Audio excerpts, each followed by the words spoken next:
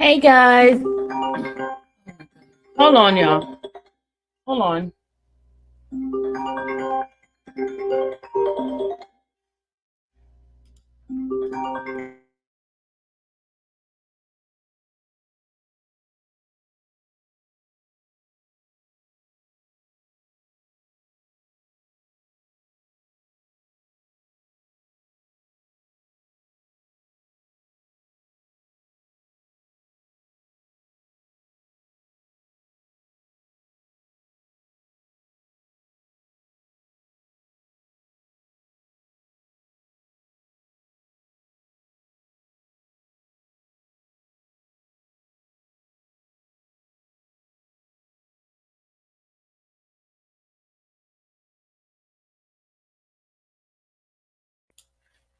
Can y'all hear me? Did y'all hear me talking to Dallas? Did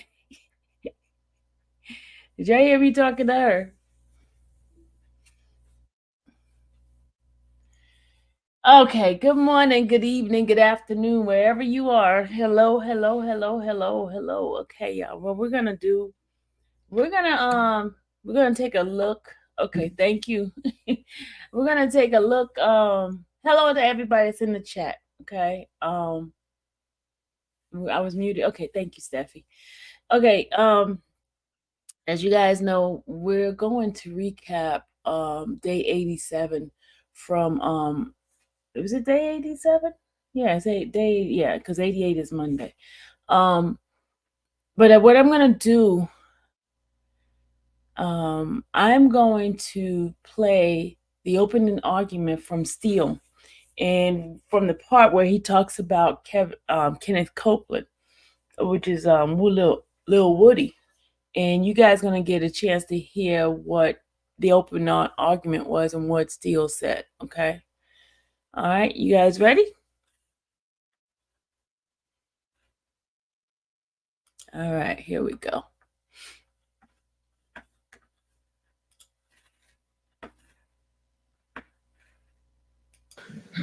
Jeffrey is not.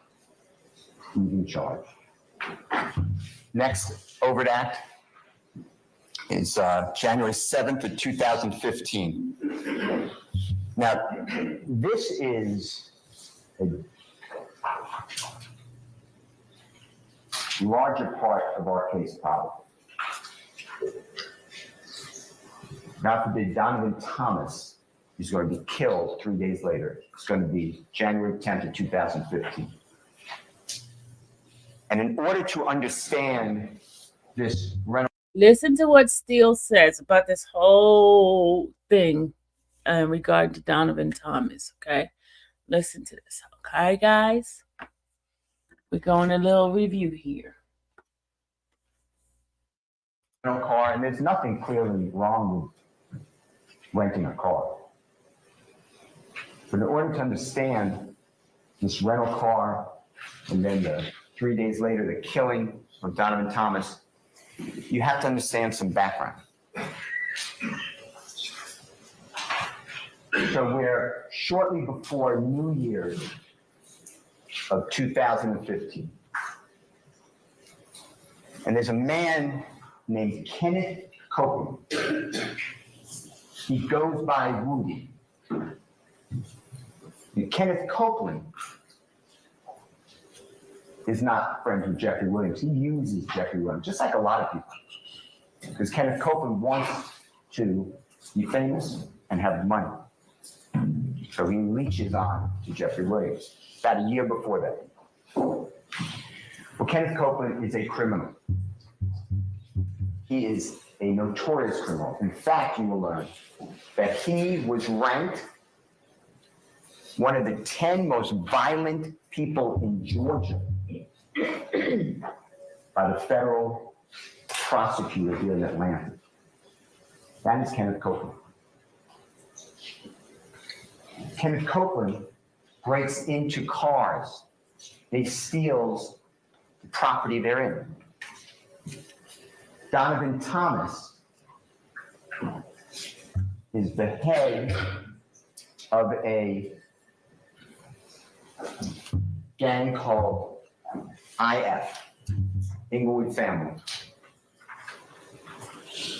Donovan Thomas and Jeffrey are friends. Jeffrey's friends with everybody. It promotes him. And Jeffrey tries to help other people at the same time.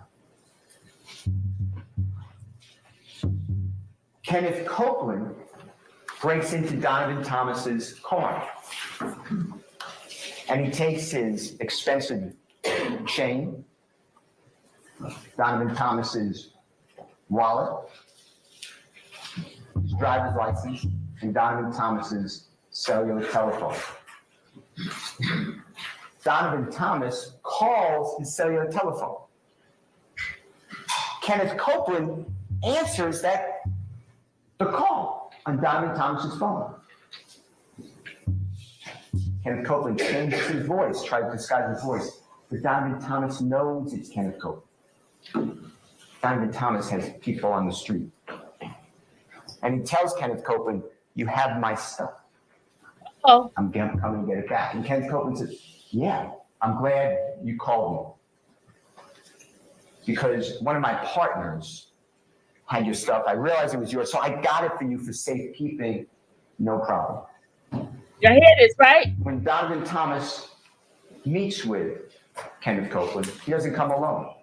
Uh-oh. He comes with two other people. Uh-oh. And they display guns. Kenneth Copeland's not alone. He's with his brother. They're really not related, but they call themselves brothers. His name is Demekian Garlington. Demekian Garlington and Kenneth Copeland are like this. They are inseparable. Demekian Garlington and Kenneth Copeland are together. When Donovan Thomas comes, he makes it known that Kenneth Copeland is on the menu. Meaning Kenneth Copeland is going to be first. He just stole Donovan Thomas's property. It is now January 6th. It's really January 5th. It's a Monday night going into Tuesday morning, January 6th of 2010. It's going to be the day before this first rental car. And Kenneth Copeland is with a lot of people. Jeffrey's there. Jeffrey was performing on stage at Club Crucial. Monday night was Club Crucial night. That's where they all went.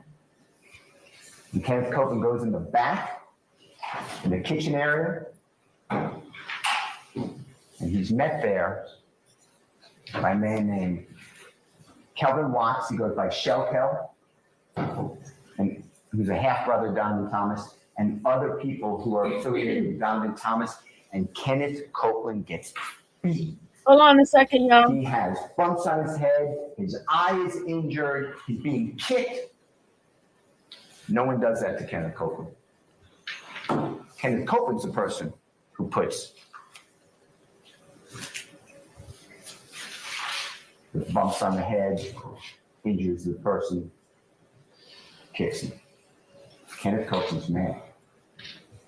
And you will learn that Kenneth Copeland then went on a mission. He went to every place that he knew that Donovan Thomas or one of his brothers or friends were, or family members, and he would shoot at them with his weapon.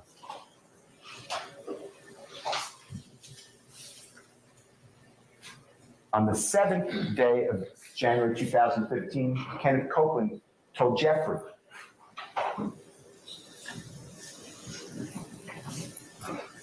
"I'm going to be with my child, just born.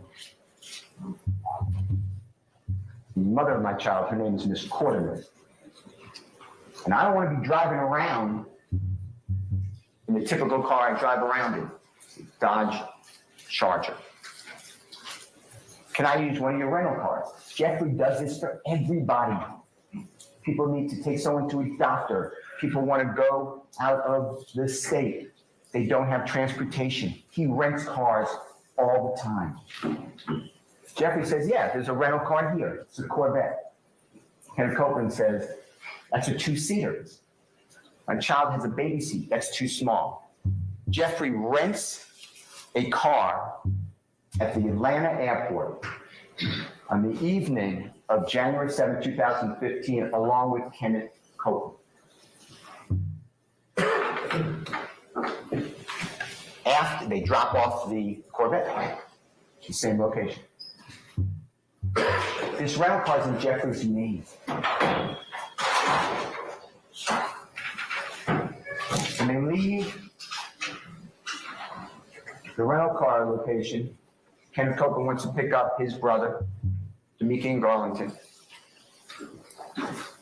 And after Jeffrey is dropped off, Jeffrey does not see that Infiniti vehicle until after the killing of Donovan Thomas. That Infiniti vehicle, that rental car, is in the possession, the control of Kenneth Copeland that whole time.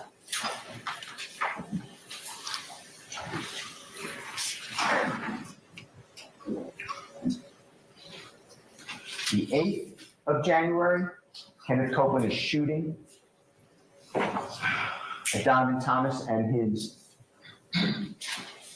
friends, associates.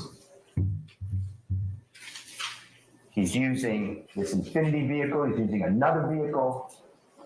He is on a spree. It's now January 10th of 2015. There's a New England Patriot, Baltimore Raven playoff football game. It's Saturday evening. Donovan Thomas is watching the game from inside a barbershop with a lot of other people, his friends. At approximately 7:22 that evening, on Saturday, January 10th, 2015, Donovan Thomas is outside of that barbershop. His Chevrolet Tahoe is parked in that parking lot. Car drives by. You'll see a video, a surveillance video from the stores. You'll see sparks, it's gunfire. Donovan Thomas is struck fatally. The EMTs try to save him. He's taken to Grady Hospital, surgery after surgery, and he leaves us. 2 other people were shot as well, but their injuries were not fatal.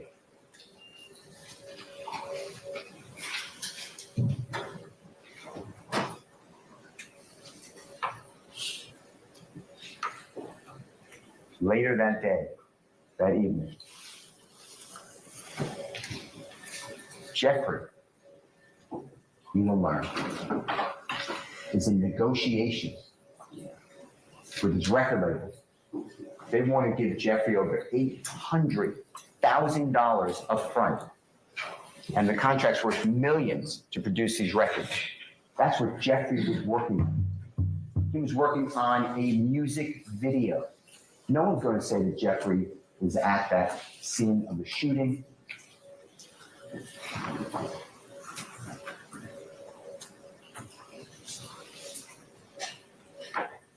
But later, Kenneth Copeland, when he's arrested,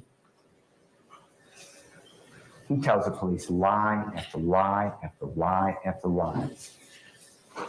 Kenneth Copeland says Jeffrey Williams was involved in that shooting. Although Kenneth Copeland said, I don't know anything about him, just tell me what I heard. Kenneth Copeland's one of those liars in the neighborhood that everyone knows, that becomes a witness, swears to tell God's honest truth. You will learn that after the shooting of Donovan Thomas, his associates did not take that well. Immediately, word on the street is that Kenneth Copeland, Woody, is responsible. Kenneth Copeland, it's now after 10 p.m., it's hours after shooting. He's then at Jeffrey's home, along with a lot of people. They're all scared they're going to be killed. They're all telling, I had nothing to do with it. Jeffrey, you will learn, is friends with Donovan Thomas. Jeffrey puts Donovan Thomas in his music videos. Donovan Thomas invited Jeffrey just recently to come into his neighborhood to shoot a music video with him in it. Jeffrey's not happy. He is sad.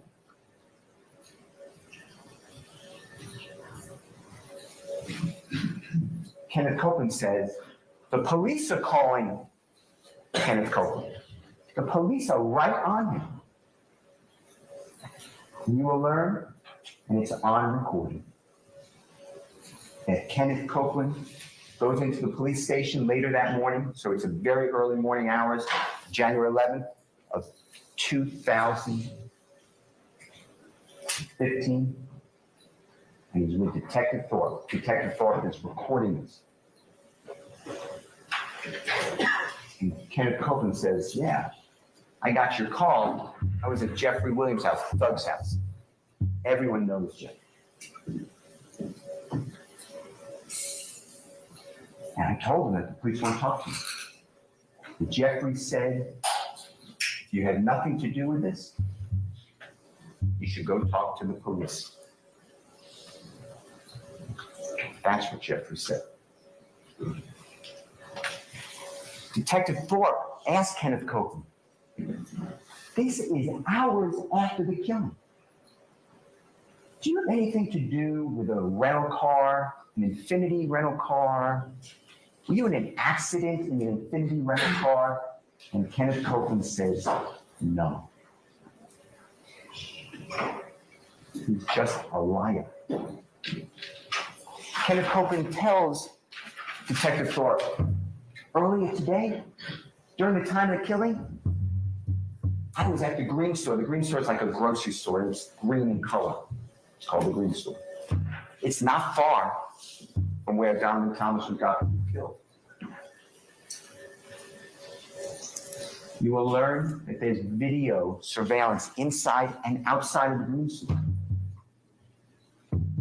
Supposedly, Detective Thorpe, who is a qualified law enforcement officer, he's been doing this forever. I'm being told that, no, we never got the video of the Green Store to support the supposed alibi of Kenneth Copeland. No one corroborates Kenneth Copeland who really was. You will learn that Kenneth Copeland eventually says, it's now June of 2015, gets rearrested. He doesn't want to be in jail.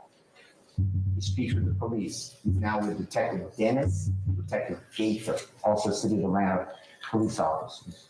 They're detectives with the gang unit homicide. Kenneth Copeland says, oh yeah, the night of the killing, Donovan Thomas, I wasn't involved. But I saw Jeffrey Williams. He's at the McDonald's on Cleveland Avenue. I saw him with all these other people. And then I followed him to his home. It's about 8 o'clock at night. There are videos at the McDonald's. They don't have any video. They never bother to get any video. We even try. But we have phone records. And phone records can show that they're not GPS. This is not like you're within 5 feet of this area, you can call E911 or something. But it gives you range, maybe 1.5 miles, maybe more. And it tells you which tower you're hitting off of. Kenneth Copeland tells the police, I followed Jeffrey Williams' car to his house about 8 o'clock. That's not true. When you track Kenneth Copeland's phone records, he doesn't go near Jeffrey Williams. He doesn't see Jeffrey that night. He doesn't follow Jeffrey home. He doesn't go to Jeffrey's home till after 10. This is all a lie. Kenneth Copeland was told by the police, "We want Thug." That's how he gets the deal. Because Kenneth Copeland was also told, "You're an armed career criminal. You're going to spend 25 years in federal custody for having a gun. You're going to be dying in the state of Georgia custody because we're going to charge you with gang crime after gang crime after gang crime. But you can help yourself out." On Kenneth Copeland's word, Jeffrey Williams stands here concerning that overt act. So Jeffrey Williams rents a car in his own name to use in a homicide of his friend.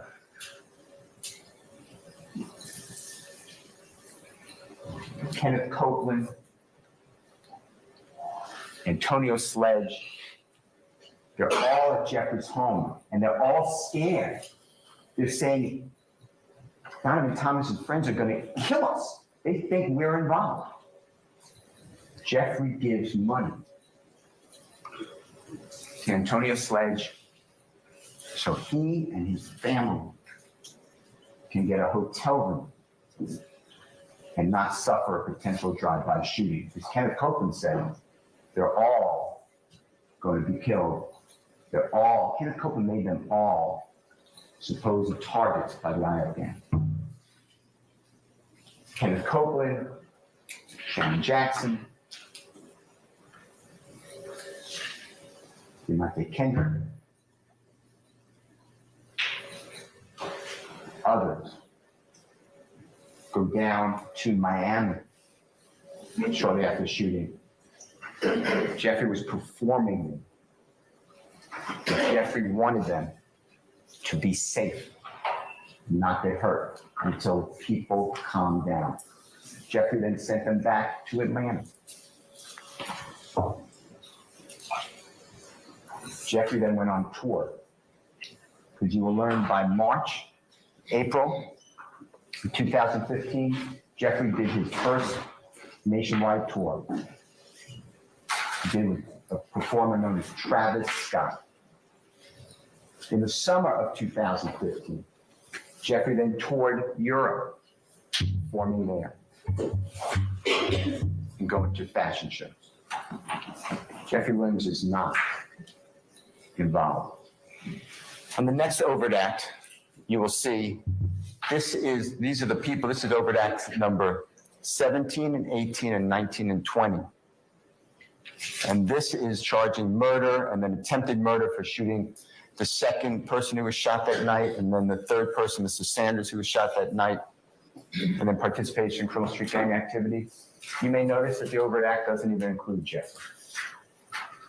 No one charges Jeffrey with murder, but here we are. The next overt act is April 26th, 2015. Jeffrey is touring. He is performing. He's in Louisiana. Lil Wayne, his idol, Jeffrey idolizes him, came out against Jeffrey, called him gay. Jeffrey did a promotional social media release where there's people with guns on either side of him, and Jeffrey saying, "Come to this concert, we'll see what happens, come on to the concert." Jeffrey was told to do that video and release by his management team. Because when Lil Wayne says don't listen to his music, that impacts him. Lil Wayne is bigger than Jeffrey Williams at that time. So this creates interest in fans.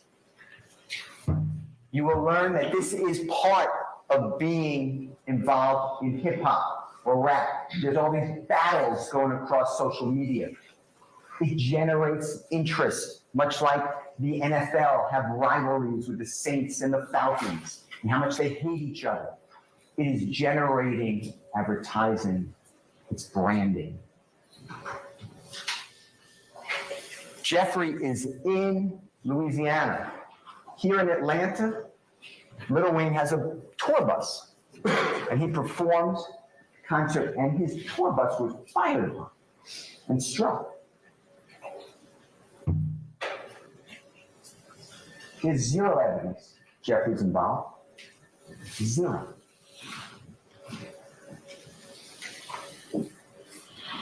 Jeffrey's not even named. Now you're going to hear about it. Because Jeffrey's the king slime. He just controls everybody, even without any evidence to support it. Because that's the theory of the prosecution and the police who have targeted Jeffrey Williams. The next overt act is July 7th of 2015. Jeffrey is at Perimeter Mall, that's located in DeKalb County. And he's in the mall and he's buying.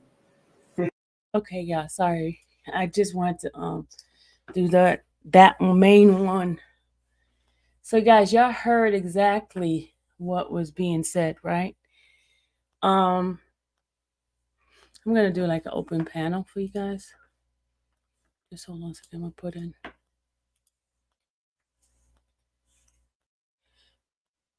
Sorry, my eye. Something's in my eye. Ugh. Okay, let's see what some of you guys are saying.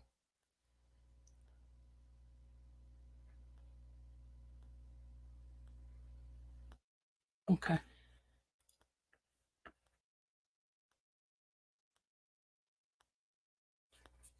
Welcome 305 OG. Yeah, those who wants to come up on the panel, hit the that button please to come on in up here. Welcome guys. We're just reviewing some of the opening argument that Steele mentioned in regard to Kenneth Copeland. As you guys know, yesterday he took the fifth and he yeah, just joined. Was that okay? What was that? This was the actual opening argument that Brian Steele did for when the trial started. Let's start a petition submitted to higher courts. Okay, Talk asked the defense needs to go over the judge's head and get him off as well as the state. All attorneys have to sit out. Please start the petition. The state leaked that Woody video for sure. Somebody please start it. A well-written petition, I believe, will make noise and thousands sign. Hopefully KC fills the complaint on Miss Love. I'll complain on Miss Love. Miller have been saying the need to all black or attack everyone on the defense. Forget the refresher 101. Forget to refresh 101. What? Dang, Auntie, you got a date? No, I don't have a date. I don't have a date. Y'all so funny. All right, I'm gonna come on up, y'all. Let's go ahead and have a conversation.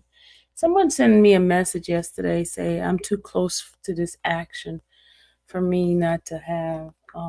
They say that I'm doing a terrible job. I don't know. They don't understand that being in the courtroom I have to stay as neutral as possible, y'all. Y'all know that. I'm reporting it, and I have to be as neutral as possible. Oh, never said I saw it. Thanks didn't like when he spoke about the infinity that we never saw at the crime scene. was Kenzie, and you're doing it absolutely wonderful. Thank you, Keys. Couple YouTuber did a mini shout out.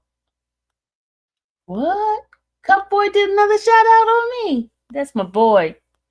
We used to talk behind the scene when it first began, but we hadn't talked in a while. Cup Boy and I. I used to talk to a lot of the big bloggers when I used to get the information.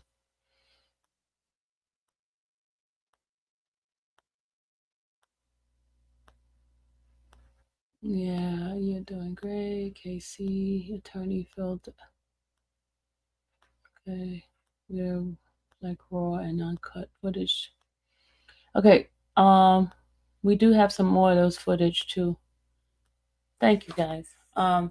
Did y'all want to come on up? Because what we usually do, we just have like you guys expressing what you how you feel. This is when we do live, it's not like upload. Upload, you can just give the facts and information. But with these lives, I like to get you guys input and hearing what you guys are thinking about certain things. So it's not like somebody going back and watching it. It's totally different. You have to be in the house when things are happening. So I'm saying that people that's watching this after the fact, they don't get the whole feel of everything that's happening here because you guys are here, right? Live.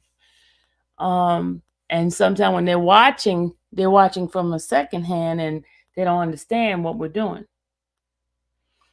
You get what I'm saying? So let me go ahead and there's another thing I wanted to show you guys. Another clipping. Someone did a live. Hold on a second, y'all.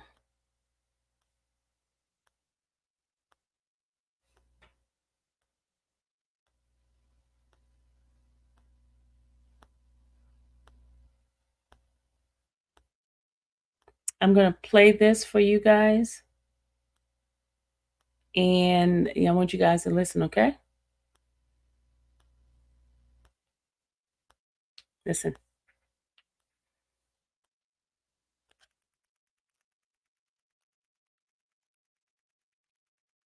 I know this is going to sound crazy coming from a 53-year-old white woman, but can we talk about Young Thug for a minute?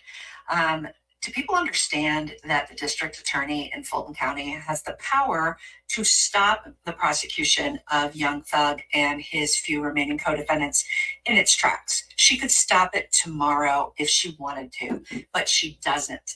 And I cannot for the life of me figure out why she hasn't stopped this, other than if it's just for her own ego.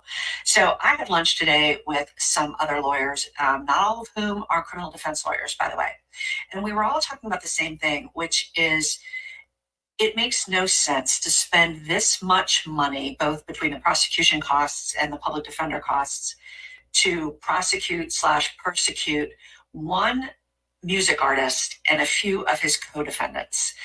They're even trying to introduce, music lyrics to try to make him look guilty. Now, I don't really know that much about Young Thug, which should come as no surprise to y'all, but I know people think that he's a bad guy, but I've also read that he's done a lot of stuff for his community, and he may have some tenuous associations with people that have done bad things. But so do I, so do a lot of people. That doesn't make us guilty.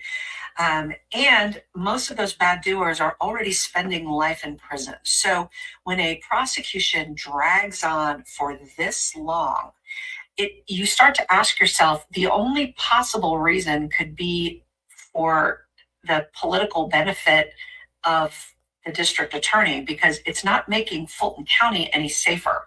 From the southern border of Fulton to the northern border of Fulton, we all know that crime is a serious problem. The district attorney is going to try to say, oh, I've made the county safer, but I don't think she has. I mean, I certainly don't feel that. I don't know if other people that live in Fulton, do you feel like Fulton County is safer? Do you think that putting Young Thug and his handful of co-defendants in prison is going to make Fulton County safer? I mean, this cannot possibly be the best use of district attorney funds. She's supposed to be working for all of us. And I just don't feel like this Young Thug trial is doing anybody any good but her. So I'm curious what the public's view is on this Young Thug trial. Are you of the view that I am, which is just stop it, just admit that this was a huge mistake and move on to something that's more important and helps more people in the community? Or are you one of the people that thinks she should just keep on prosecuting it for however how long it takes and go from there? So let me know what you think. I know this is going to sound crazy coming from a.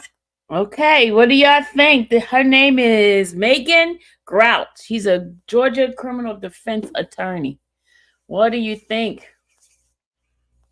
What do you think? Do you agree with her? Do you guys agree with her? There are some attorneys, some of the stuff y'all was talking right there. Maybe you guys might need to reach out to her. Her name is Megan M.E. Hold on a second. M-E-G-A-N. Last name G-R-O-U-T. Grout. And she's a Georgia criminal defense attorney. Might need to reach out to her and see what, since you guys was typing all this stuff in here to do some things, maybe I need to reach out to her as an attorney and find out what steps you guys can take. Yeah, you might need to because I saw some of you guys was typing some stuff, some action. Yeah. No, y'all spelled it wrong. G-R-O-U-T. Nona. G-R-O-U-T.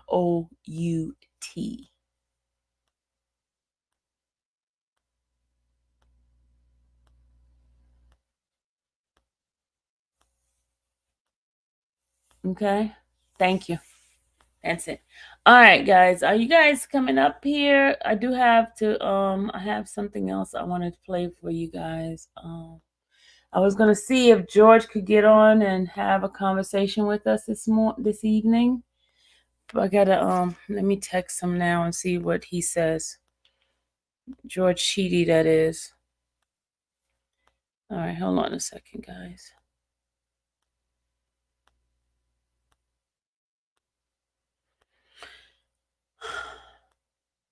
Yeah, check her out and see how, because she can give you some directions of what you guys can do.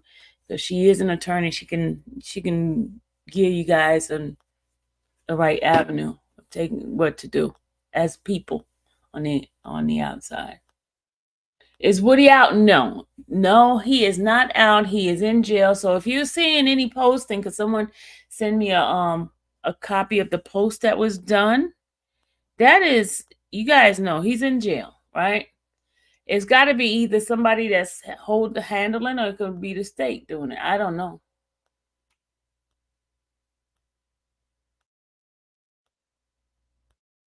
Oh, okay. Thank you for the information, Sylvia. Hold on. Thank you for the information, Sylvia. Appreciate it, because after yesterday, I'm to my wits' end with the DA office and the dirty corruption. Nash said, Miss Love coming for Fanny's job. Okay. Let me read some of you guys. I hope you guys put your like numbers in here, because I'm a trust that y'all put your like numbers, and I can answer some of you guys' questions, right? Can I trust y'all? Can I trust y'all? Those that are new coming in here, what we do is when you want me to answer some of your questions, only if you hit the like one hand washes the other. You hit the like, I can answer your question. If those answers that I know, I will answer it for you. But if you mean and don't hit the like and don't give me a number when you're asking the question, I'm gonna be like this. I'm gonna zip it. Okay. Can you explain why George had obtained counsel to cover this trial? Okay. Annabelle, myself and George, we were having such a hard time. We had a Rule 22, but we were being kept out of the courtroom. Do you guys remember? I've been there from the beginning. When I first started covering the case, I was allowed inside the courtroom, but the defendants was also on the Zooms and things like that. So when actual trial started, even with my Rule 22, I was not allowed to get inside the courtroom. But then there were other like news people that AJC, all these other ones were able to get inside, but they kept me from being inside the courtroom. So George got an attorney with Rolling Stone that represented myself, him, and some other people, so we would be able to have the same privilege of being inside the courtroom like everybody else, and that's how that happened. That's why we end up in the courtroom. An attorney came in to represent us. Hey, OG 305, how are you? I'm pretty good, Miss Sylvia. How you doing? I'm doing fine. Welcome. I told you I was trying to get on there, Miss Sylvia. I've been chasing you down. I know. I've been falling in love with you, doing pretty good. Yeah, I wanted to before because my mind's short. I remember. I'm kind of old. You're breaking up. Can you hear me? You're breaking up a little bit, so I can't hear everything you're saying. Can you hear me now? Yeah, I can hear you. Now say what you said. Can you hear me? Again. Yeah, I can hear you. Can you hear me? I said, I got, yes, ma'am. I hear you real good. I had one serious question. You was talking about body movement and this and that. And that lady made a statement. Miss Love made a statement, and about how the man made a gesture like it was a real big thing. What I don't get is that this lady, for 87 or how many days that have it been now, that I watched this lady not be at the podium, the speaker at the podium, but come up behind Miss Hilton, Mr. Brown, Smith, and anybody else that's on her team and nodding her head, shaking her head, and and giving all this eye contact. The judge see this. The judge see this. I mean, I don't mean to be so hyped, but it just angers me. I'm a 5-time loser, Miss Sylvia, and I know that this man. I've been going through this here for years. Praise God, I ain't got to go through it no more. But I'm telling you that man is. I know you can't say what I'm gonna say. What you can't say. I'm not gonna cuss, but I'm gonna tell you that man is biased. Is I don't know what. He is a wrecking ball, and he don't want to. They called this man 6 o'clock in the morning. He already had the statue on his screen. Look at the video, Miss Sylvia. Look at the video. He already had it up there on the screen. That was already on his screen. And they say they didn't know that man was going to plead the fifth. He knew it. They did. So I'm thinking, Miss, with a little bit of your help, and I'm not going to hold you up because I want somebody else to come up and share their opinion, or their thoughts or their take on it. Do you think that when they come back Monday, that Mr. Steele is going to dig so deep that he'll have enough to say, what was his outcry be? Not mistrial, but to have him to remove himself. Recusal? Yeah, yeah, he need to let it go. He need to let it go. He need to show, because he's threatening that man. He just took off on him Friday. Like literally just you right there. He just took off on him. It didn't make no sense. You know something though? I believe that I believe God allowed Young Thug to go through this here. So he can see that not just those that are on the other side of the podium is his enemies, but those that are sitting behind him and in front of him are his enemies. Mm-hmm. Yeah, he has to realize that he can't be as He see it. He see it. Somebody asked me, say, well, why is DK in the front and Stillwell's in the back? I say, because they read it. I mean, allegedly. But that's all. I'm gonna let somebody get up and love you, Miss Sylvia. You take care. Thank you so much. All right. Tell Sadie we're gonna beat him up. Bye, Miss Sylvia. All right, bye. Hey, Ruby. Hey, Miss Sylvia, I Hey. I haven't heard anybody say this, but I know good and well you caught whenever Miss Love said he can either be a witness or either he can be a Defense. defendant. He Did did. y'all catch her say that? That was the first thing she said. I heard it. I heard it. But Definitely. nobody wants to address that. That's Yeah. the first thing she said out her mouth. Yeah. Yeah. Yeah. Definitely. You said it. And so that's why he's doing what he's doing, and I don't blame him. So, what's your thought? What do you think gonna happen on Monday? I think I think he's gonna do exactly what he did yesterday. Mhm. But what I feel like he should do is go ahead and do like the other guy did. I don't recall. I don't know. But see, the I thing don't know. I is, don't recall. Ruby, here's the problem with that. They can still bring the videos in, the 3 hour interrogation. He gonna say he like just tell him I lied. It was all hearsay. He was told that from somebody else. He wasn't there. Mm-hmm. Mm-hmm. He said that somebody else told him something. He can go up there and say, "Well, I lied. I just said what I had to say to get out, just so they Yeah, could give me my plea." just like the other guy said that. Yeah, What's his name? DK. yeah, DK said, plain and I simple. will say anything just to get out. You know. Yeah, it is what I mean. It is what it is. That's what I did. I told them what they wanted to hear, so I could go home. Yeah, that is so true. But I feel like he's gonna go in the courtroom and do what he did yesterday. Oh You yeah. think, how long you think it's gonna take him to do that? Uh, let's. I think he gonna hold it for a minute because he said he was. I think he gonna hold it for a minute. I think he gonna hold it for a minute until he get to the point where either they just gonna let him go. But I don't think Miss Love gonna do it like that. If Yeah, they let him go, Miss Love is gonna charge him. That plea agreement is out the window because that's the first thing she said. that's an. Oh yeah, she did. Yeah, yeah. But so then the judge gonna revoke the order that he did then? He can if the plea agreement is no longer valid But because it's he not. don't have immunity because he didn't testify. But it's not a plea agreement because he hasn't not. He doesn't have any charges against him. It's no plea agreement. It's just an order that he did. Yeah, it's an order for immunity. That's Yeah, what I was trying to say. The yeah. order for immunity no longer stands if he don't testify. That's true. That's He true. didn't sign anything. That's true. The judge signed it. He didn't sign it. Mm-hmm. Mm-hmm. So I think he gonna do exactly what he said he was gonna do.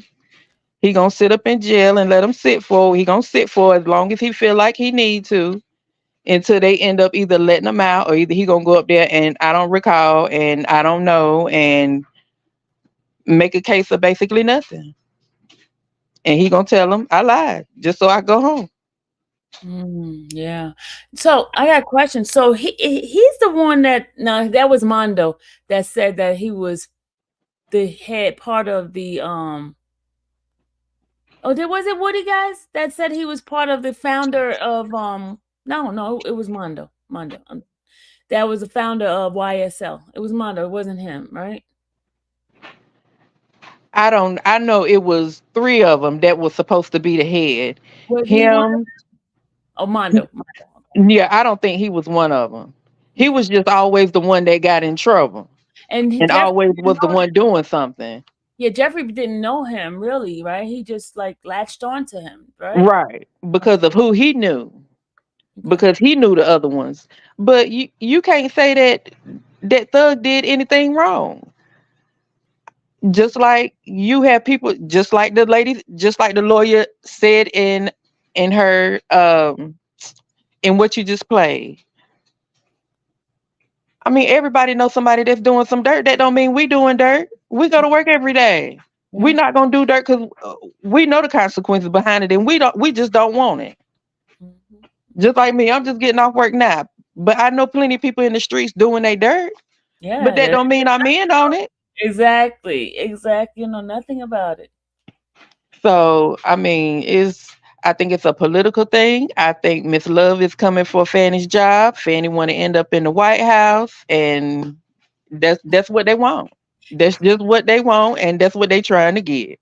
That's true. You're right. She wants a position in that White House. Yeah, she wanted that 3 years ago. She's still trying to get it, and she gonna push for it. And this is how she feel like she gonna do it. But then if she lose, well, my phone was ringing. But if she lose, then what you gonna do? You still looking crazy. Yeah. Yeah. Yeah. So that's all I wanted to say, Miss Sylvia. I'm gonna let Slick 730 come on up. Well, thank you, Ruby, for coming up. I appreciate you. All right, and I love your channel. I'm always here. Thank you so much. All Thank you. right, and you might see my name now, but I just commented. I'm what you need to know. That's who Okay. I am. What you need to know. Okay. Yeah, that's me. That's me. Well, thank you, Ruby. All right. Good night, Miss Sylvia. I ain't going nowhere. I'm still watching. Okay. Thank you. All right. All right. Hey, Slick, guys. I go my bodyguard. Hey, Slick. Unmute yourself, Slick. I'm on my camera. You need to turn that music down too in the background, sir. I'm in the club. Oh Lord, he in the club, y'all. He's in the club. He's not gonna show us any food today, Sierra. All right, anybody want to come up? D, are you still driving? I want some new folks to come up here too. Come on, y'all. I want to hear what you guys got to say. Brandy, you want to come up? My bodyguard just gonna be up here just bodyguarding me. But anybody want to come up and give me your opinion? What do you think is gonna happen on Monday? Do you think he's gonna still plead the fifth? Do you think he's gonna go ahead on and do the rest of the shenanigans? What do you think is gonna happen on Monday?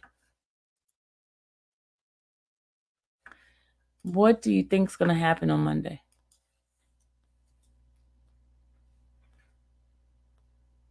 Okay, what I'm gonna do while you guys come on up, I'm gonna put some more footage of what we have, because we have a stash of stuff over here that other people don't have, right?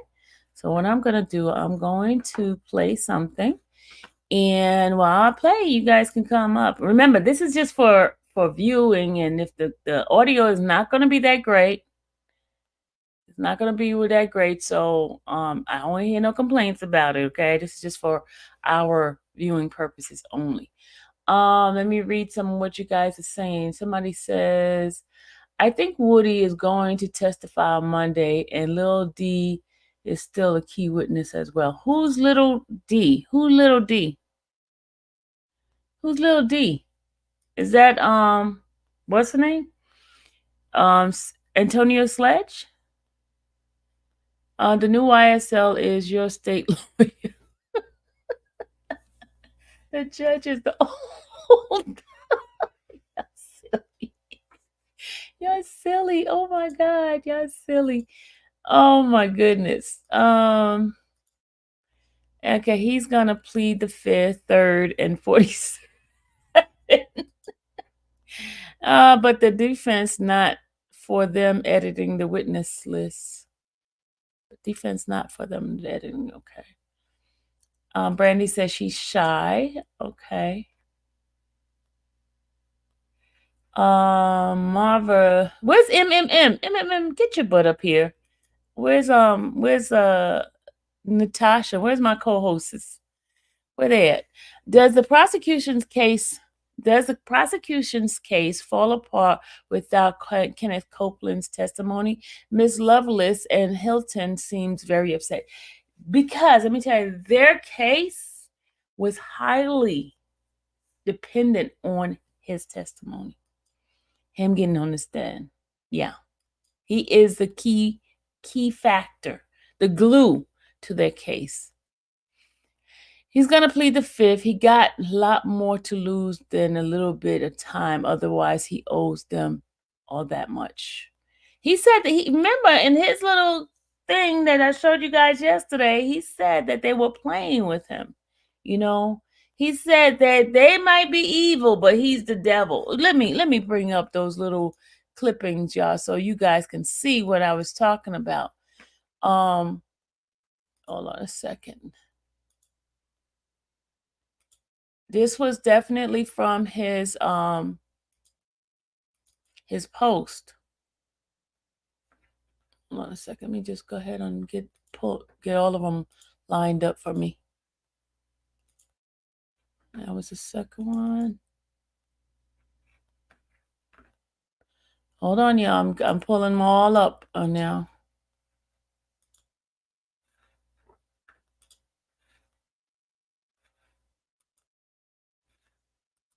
Y'all, I really don't know how to do this mess here.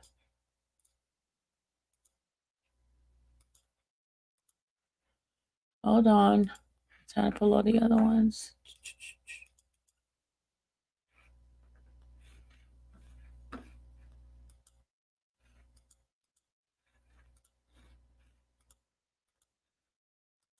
I'm trying to pull all of them up, okay?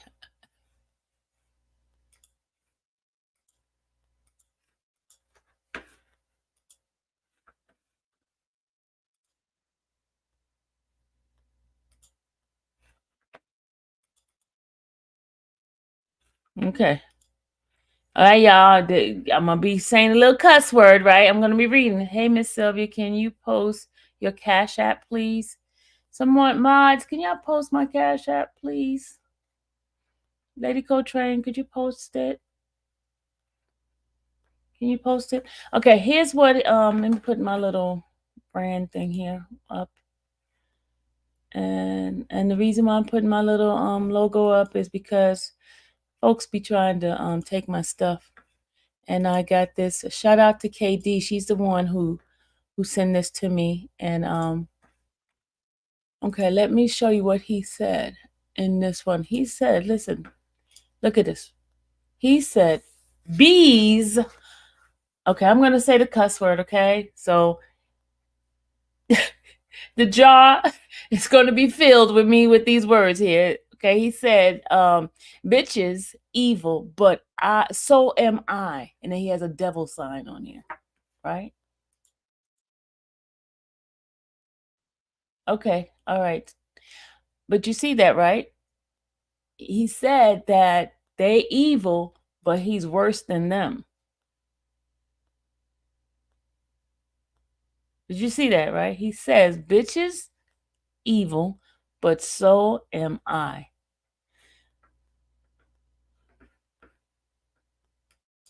Okay, and then he goes and says, these are all from his IG. He goes and say, here, look. He goes and say this. He says, surrounded by 50 police, these hoes act like I didn't just come in here on my own. They won't let me move as I'm about to run or some.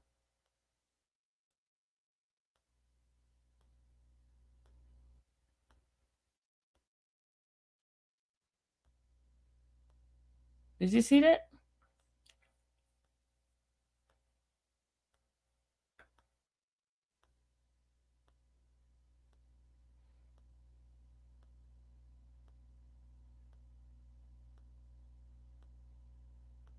Y'all see that, right? He said, surrounded by 50 police, these hoes act like I didn't just come in here on my own. They won't let me move as I'm about to run or some. I guess he meant to say something.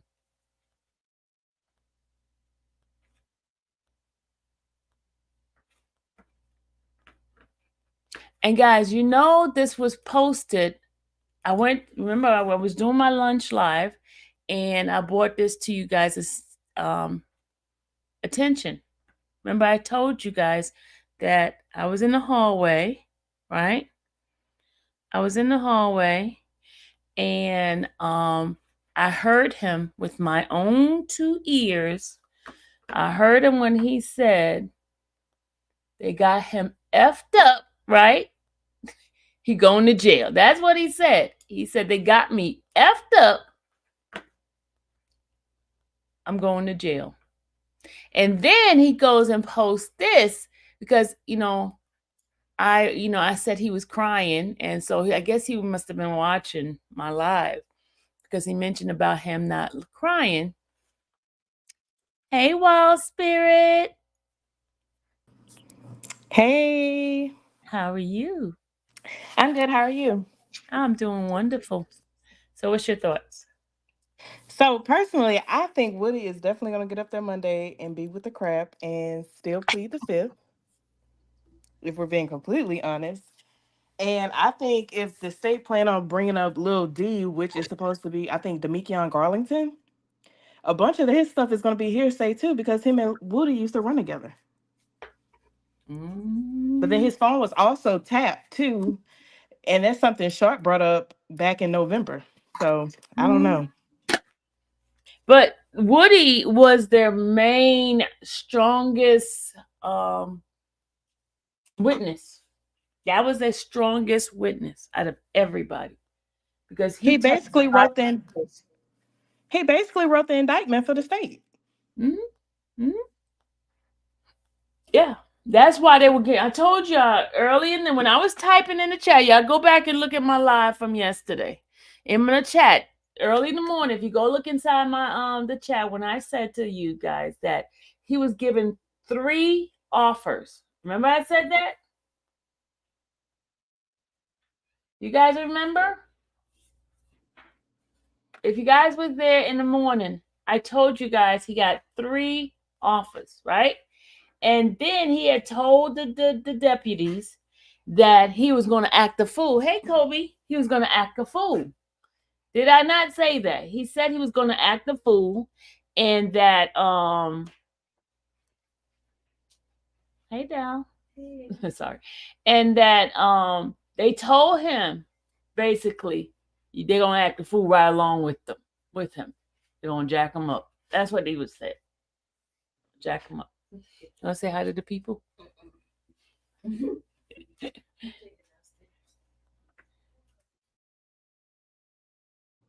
I don't know. I just think Woody is a professional criminal and he's going to outsmart the state every time. So there's that.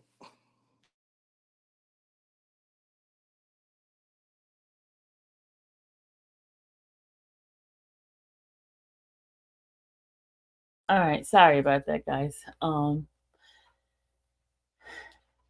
they said for me to drop the link. So we ready for it Monday. Monday, you say he's gonna act the fool again, huh? Definitely, he's going to act the fool. Yeah, we knew it. And see, the thing is, and I'm not trying to cause any friction or anything like that. I don't know what game they're playing and saying certain things that are not truth. I'm talking about the DA's office. I'm talking about like them saying, even with her saying what she said about that other lawyer, why are they allowed to say and do things like that? What I'm confused on is how every lawyer attorney in the courtroom is a liar except for her. She the only saint one in the room? Now this man first day in the courtroom, he a liar? No, baby, you is the problem. Love, you're the problem.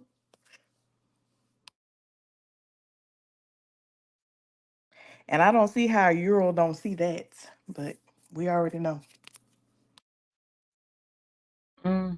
Astro says, Infamous Sylvia, do you know what's happening Monday if he pleads the fifth? What witnesses are next or anyone on Monday? They can't bring the witnesses that's lined up behind it because they remember he was the building block for everything that's supposed to come. All the witnesses supposed to come behind. So I don't know. That's supposed to come. All the witnesses supposed to come. Nurse, I hear it myself. Hey. I know, trying to turn it down. Hey, y'all. I told Wild Spirit I would join with her, so I am here. But yeah, I agree with everything Wild Spirit is saying. We've been talking kind of offline in Discord, so I completely agree. I think Woody is not going to give them what they want, and this case is just going to be over with. That's just how I feel. You said overweight, meaning that they're gonna give up like the lady said, that attorney. You think Fonnie is going to just like give in, or is she gonna do it through her ego and still try to fight it? Love definitely has a big ego, and Fonnie does too. Honestly, I at this point I don't even know. You never know what's going to happen next in this case. What But y'all think? do you think? Okay, one of the things I wanted to play something that the judge said to him. Hold on a second. I'm gonna go pull it up. Well, I go ahead and talk, and I'm gonna pull up something that the judge said. Okay. I think their pride is in a way, first off. So I don't even know if they're gonna really give up on the case, but I think it's in their best interest to give up on the case. Just call it a draw, take their L, and move on. Exactly.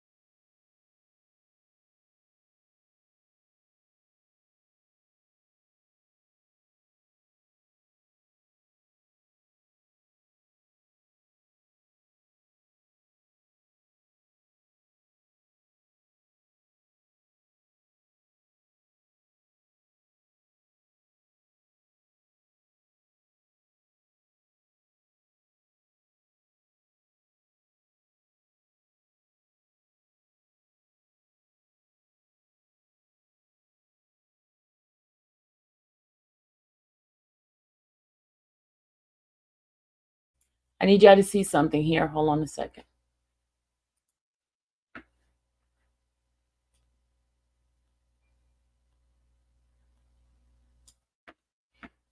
I want y'all to see something I'm about to show you guys. And go Sierra. Hey, Sierra. Muted. Okay, I'm muted. Can you hear me now? Yeah, I can hear you. Hey y'all, I just wanted to come up here. I said nurses up here. I have to come up here. Tall glass, we waiting on you. Come on, girl. Hey, my crew. My YSL crew that comes. Okay, come Astro. Astro trying to get up here, but her thing says device not connected. Astro, your device is not showing connected. Oh, there she go. There go Astro. See, look up in this chat. See who Oh, else it's can a join he. us. I'm sorry, Astro. I'm messing you up. My bad. Oh no, I'm just saying first time in the chat. That first time here. I was gonna say this is my first time too. I've Mhm. never even been back here before. Me Oh, too. welcome, y'all. Welcome. Me either. I've never been back here. So, Astro, where you at? Out the country? No, I'm in the UK. Oh, okay. Yeah, you are out the Out the country. country. Yeah. I like the accent. How are you? I'm good. How about you? I'm good. So, what do you think? What's going to happen Monday? Monday, I personally believe they're gonna call Woody. Woody's just gonna say, I plead the fifth again, and they're just gonna get some filler witnesses. That's it. I agree. Because Woody has been And in jail before. This a few months is not gonna be like that groundbreaking for him. He's gonna be able to sit there for like a few months at least. What he I said, really do believe. Oh, I'm sorry, Miss Sylvia. Go ahead. I'm saying, what he said, he's been in jail for longer because this guy, he asked the guy how old the guy was. He says 23 years old, right? And what he said, I've been in more jails than your age. Mm-hmm. So Hmm. he's a lifelong criminal. And here's the thing, he also don't have real like a reason to be good. You know what I mean? I mean, his child maybe yes, but His mom died. His dad is deceased. His brother, one of his brothers died. So it's like he has like he's a menace. Yep. And I'm not trying to be mean, but he's a menace. He just don't care. He don't have a reason to really like do what the right thing.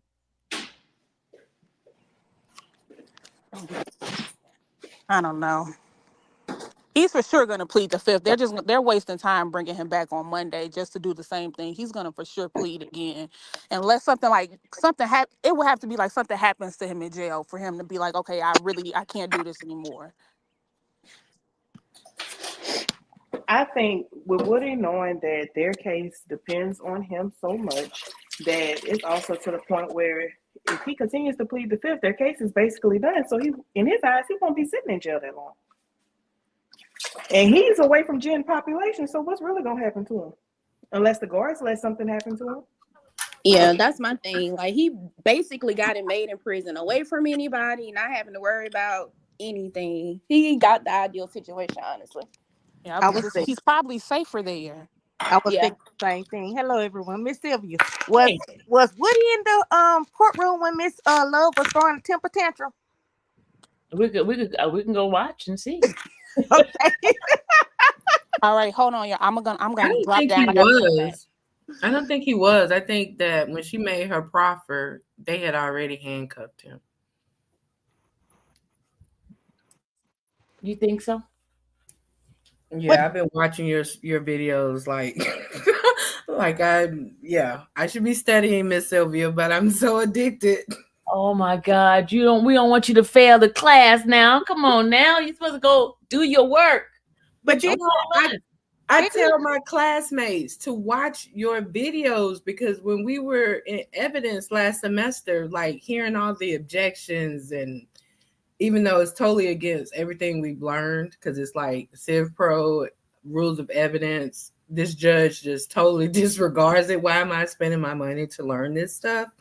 But yeah, I tell my classmates all the time, listen to it while you at work. Listen to it because it helps us in class. Yeah, yeah. Well, at least in class you learn what things supposed to look like. Right. You know. Now, if it actually works that way, it's a blessing, but most of the time it doesn't. So, but at least you'll know the perfect way of it's supposed to be. All right, let me go ahead and play this. Okay, let me go ahead and play this part. I got to go back to the top part. Hold on, let me go ahead and play my side stuff and then come back with you guys.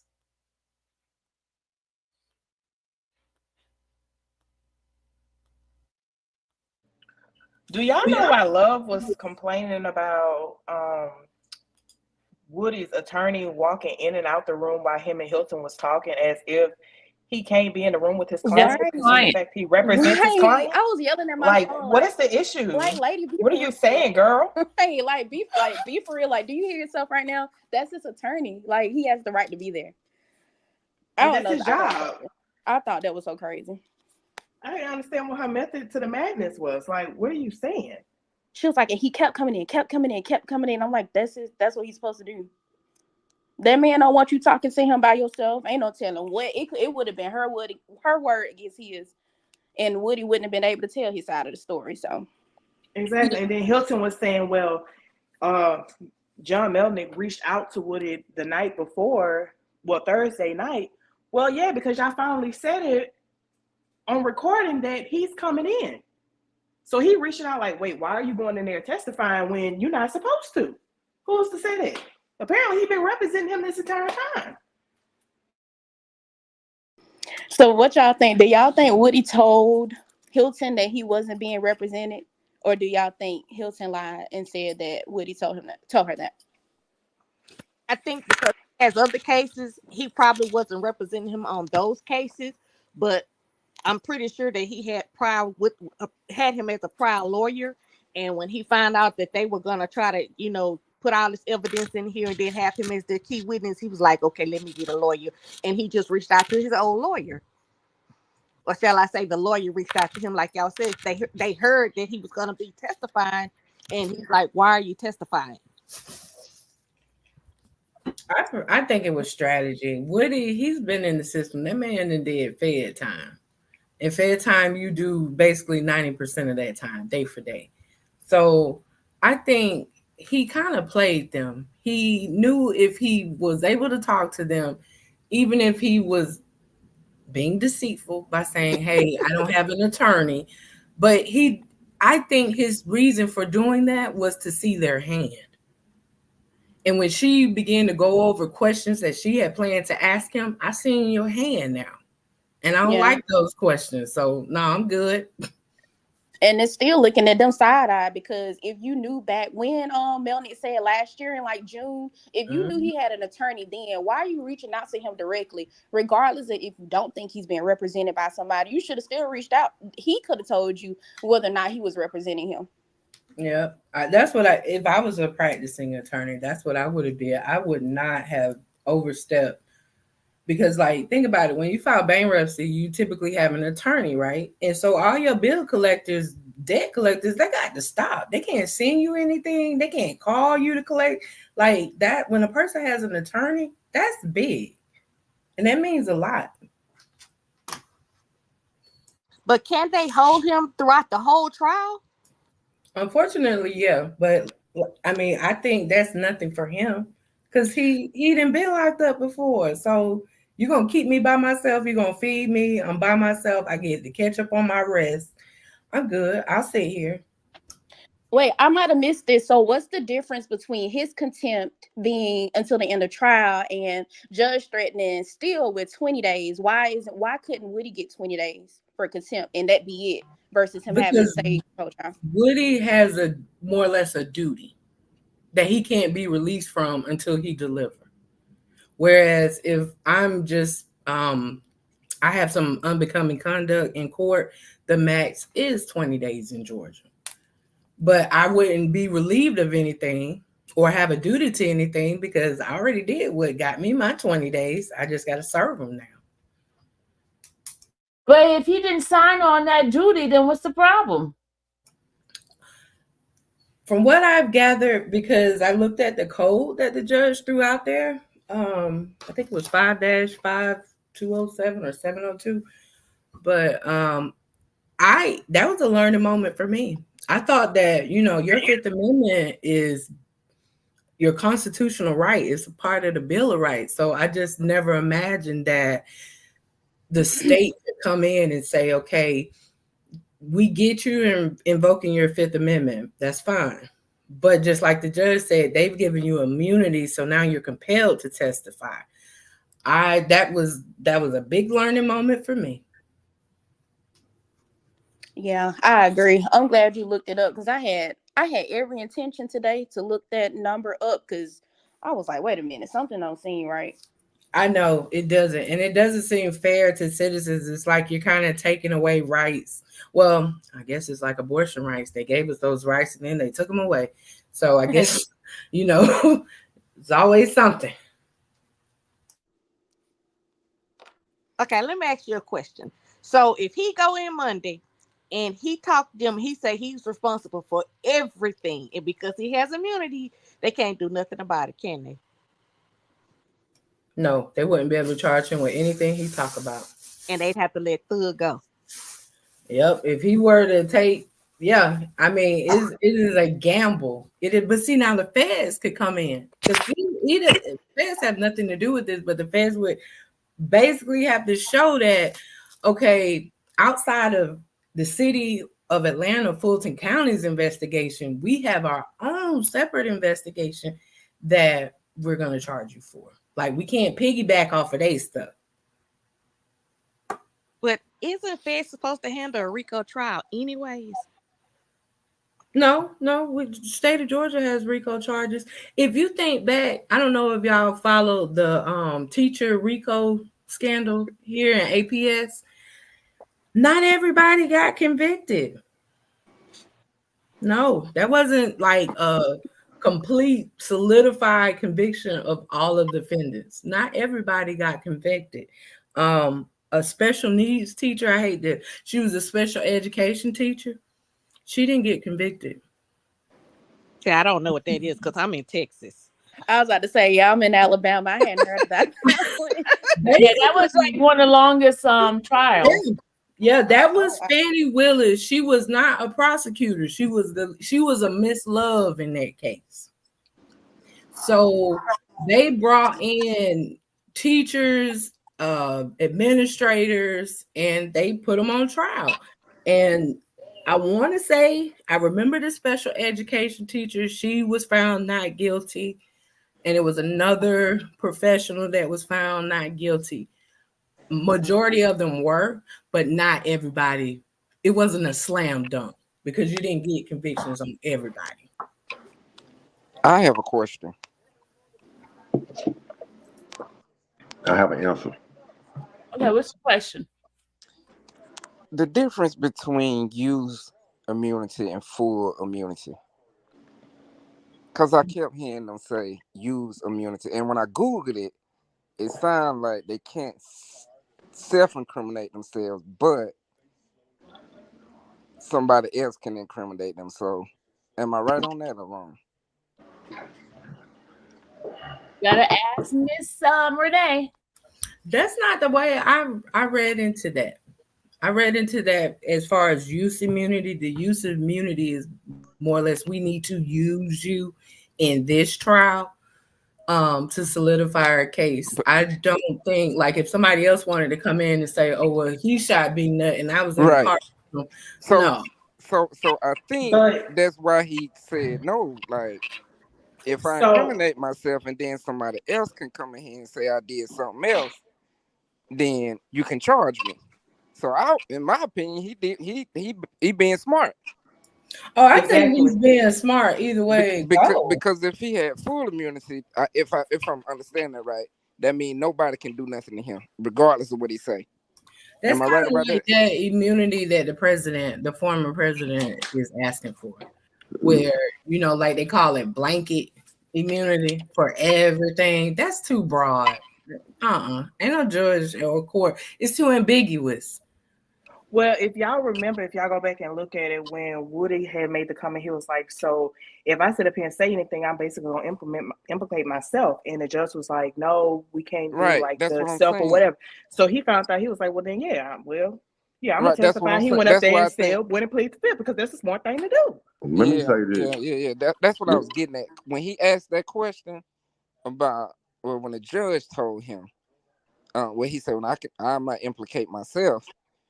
And he was like, well, they can't come back and charge you. But if somebody else can come in here and say something I done, then I'm not guarded from that. Is that right? Yeah, if it don't have anything to do with this indictment, like they could say, "Oh, he shot the boy Lil Pookie in 2017 and killed him." That has nothing to do with this. So yes, he could be brought up on So he those could be charges. That's charged. different. But has he want? being smart.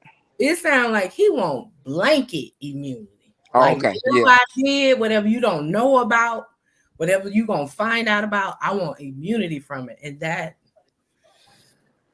But he kind of. But I'm gonna be honest with you. I think the state gonna go to him over the weekend and tell him, "Hey, look, y'all are already seeing it." They better not do it without his attorney present. They better not do it They better not do it without that man there. Look, Yeah, they can't trust him. I think y'all fail to realize that Woody already been smeared on Law and Crime. So I think he went into court already pissed off. Like I didn't talk to y'all before, and look where it done got me. Woody being in the position that he's in the streets before he got interrogated and he got smeared online and all that, he was in a different position. Woody is a real shooter. So the fact that they used him and then smeared his name on Law and Crime and all that, he ain't finna go back on that. If he has no friends and none of that to go back to. Like he was clowned in the media and all that. So I'm sure like he'd rather be in jail. He think him going back to jail is him erasing what he's already done. So no matter what they offered him and nothing like that, Woody being who he is and what he's already did, he was ready to go back to jail. Like he feel like most of them feel sorry for, you know what I'm saying, being at home while Young Thug in there fighting the case. Look at DK. You You know what I'm saying? Like they felt bad for what they did because they know they the ones put the work in and all that. So no matter what no matter what Miss Love said, the fact that Law and Crime smeared his name and all that with that interrogation, he wasn't finna come back in there and snitch again. Dude is a real shooter. He was trying to get out like DK was, you know what I'm saying, back then. But these folks been out all this time. They ain't. It is what it is now. They'd rather be in jail. They get more respect in jail. I agree with you on that. Yeah, I agree with you. Yep. Hmm. But even his message, what he said in that message, is telling you he's not going to do it.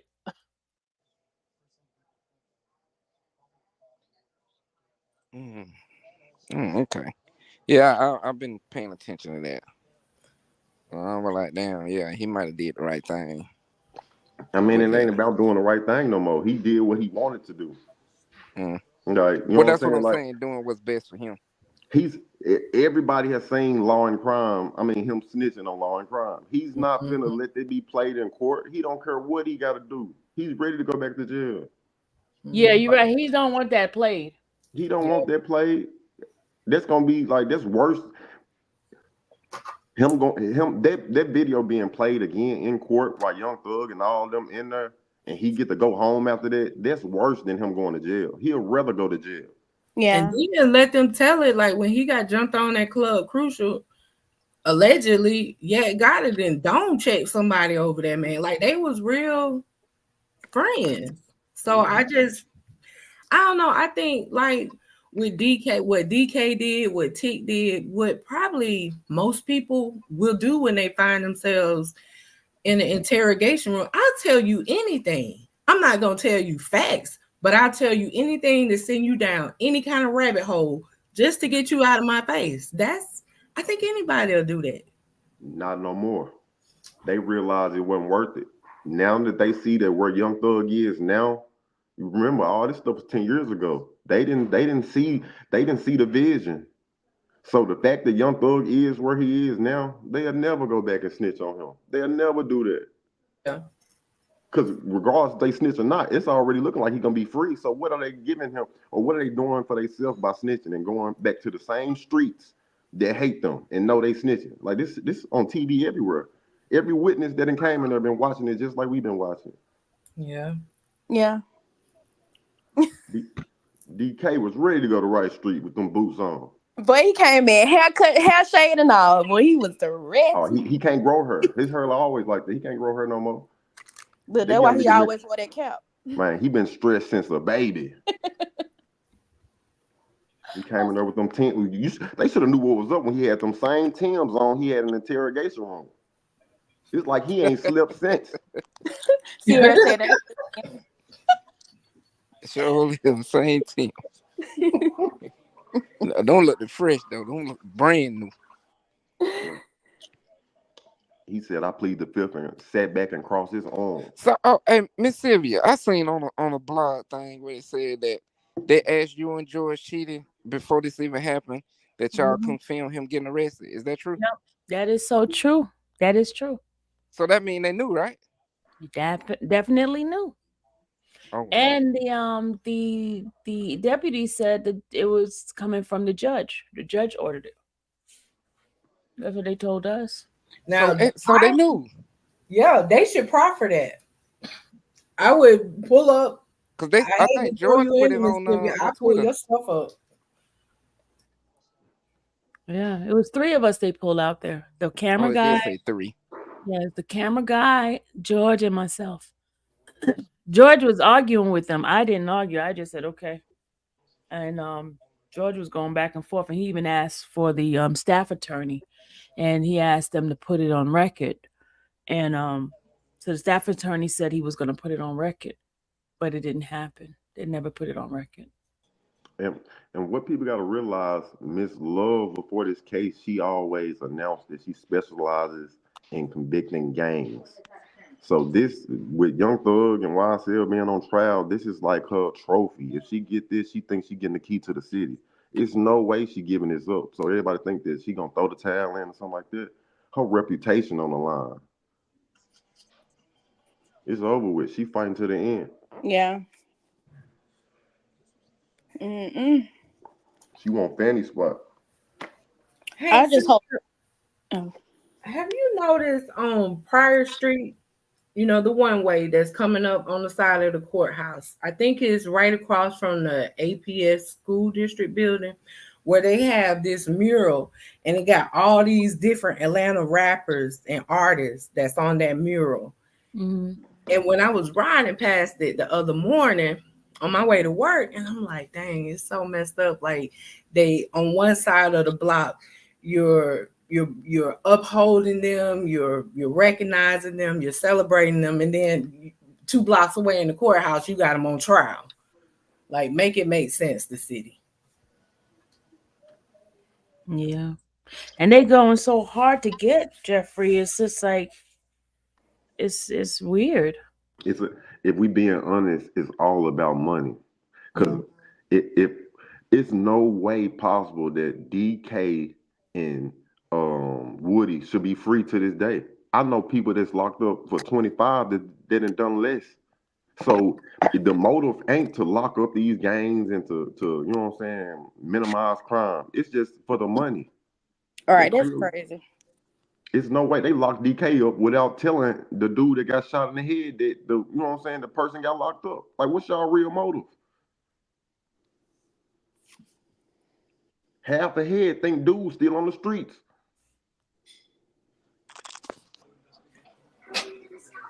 He done did his 7 and got out.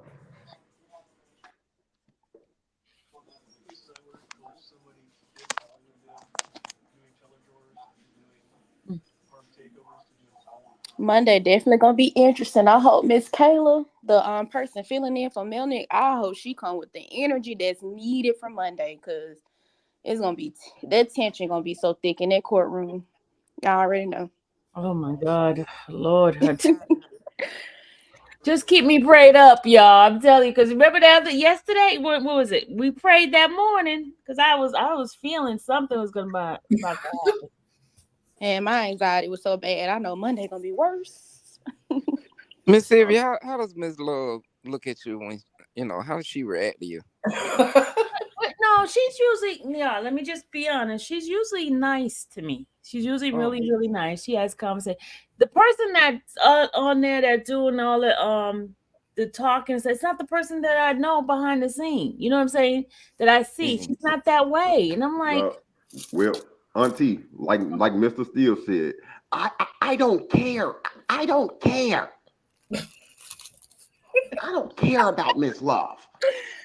Yo, when Steele was going off, that reminded me of that time. Y'all remember he had went off one time before and he told Miss Love he didn't like her and she got so mad. Y'all remember that? Mhm. That was so funny. he said, I don't care about Miss Love. He He was said, like, I I don't don't talk care. to her, and I like that. I like that.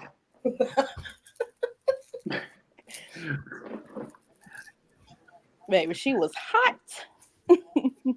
Well, I be loving when white men get mad, especially for a black man. I don't care. You I just don't care. stop, D. What's up? Come up here misbehaving. Behave. Baby, Steele be ready to lay down that bar card. He be throwing that card like it's an Uno card. Like, Steele, I'm ready to throw my bar card. Like, Y'all, y'all too much up here, man. Can I Auntie, play? Huh? no, you can take my wrench. Just like you can take his bar card, you can take my wrench. somebody, why Randa, Spirit get put your this in friend. your voice? Randa, get your friend. Get your friend, Randa. Definitely a draw four card. Yep. He using that like a draw four card. Okay, y'all good people. I enjoyed the chat. I got a horse finna have a baby right quick. You got a who? Did you say a horse? You say a horse and he bathing? A horse about to have a baby. What did you, Woody? I mean, no, Woody. What did you say, Marcus? He just What you got slide going that in on? there and exit out. Marcus, what did you just say? He said he gonna go ride a horse. He said something about the horse need bathing, don't it? He said that horse about to have a baby. No. The horse about to have a baby. Marcus, don't leave us. What did you just say? You can't leave with the last You don't words leave being like I that. know. We Hold gotta on, know. Marcus. Say something. Marcus, them can't be your last words, brother. Come on, Marcus. We tried to get the understanding what you just said. What did he say, y'all? We might have to rewind it, huh? He's gonna go ride a horse or something. About a horse giving birth. About to have a baby. I heard a bath. I don't need. I'm gonna take my horse. Dang, he got off and ain't even there. Left us hanging on the cliff note. He got to come to the chat on it. I gotta know. Ask him in the chat. Is he in the chat? Where's he at? Good luck with that. Good luck with that horse, y'all my call brother. him Woody. Right. Good luck with that horse, my brother. No Diddy.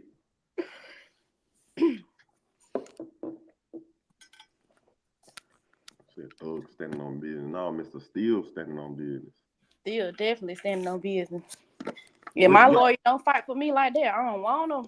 What he call her? A lying machine? Oh, y'all too much. I can't even remember. Y'all ready? Y'all ready while I play this? Yes. All right, here we go. Let me put my little branding up here. Hold on. This the part where he went off? I'm not too sure.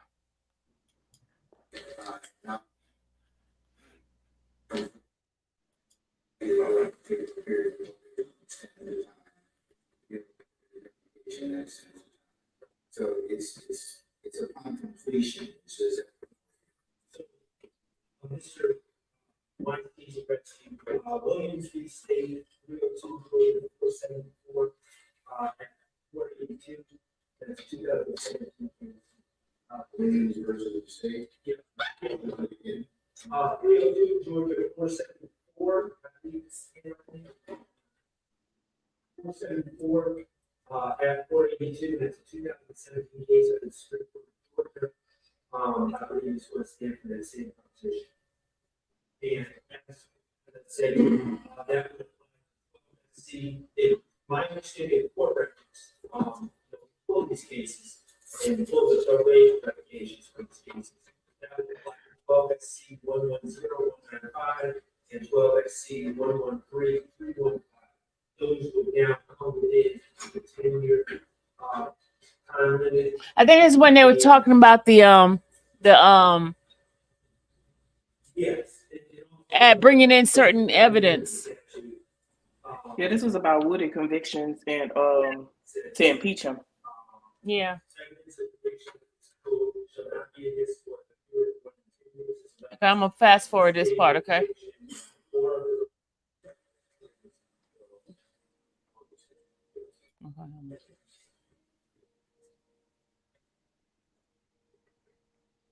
Woody in there doing push-ups. He's about to come out short and strong. Dang, he got to come back to court with the same outfit on. He about to have that Fulton blue on. Fulton Street blue on. No, them Timbs. That's the big thing. See, I'm from Memphis, and we have black forces in Memphis. If you in Memphis, if you got on black forces, you won't go. You got a Glock switch in your pants. You ready to do something. But in Atlanta, they got Timbs. It's them brown Timbs, and they be tied tight, like they finna go running.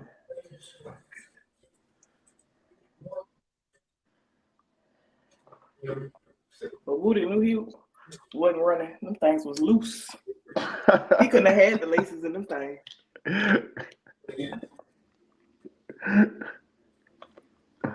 He done had them a long time.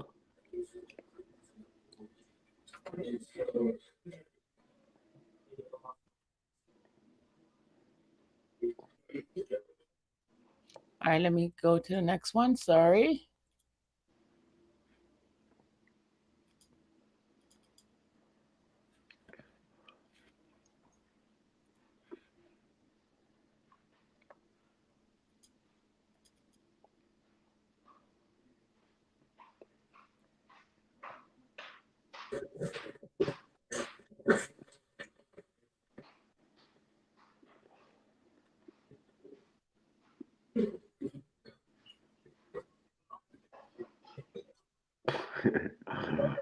Kenzie.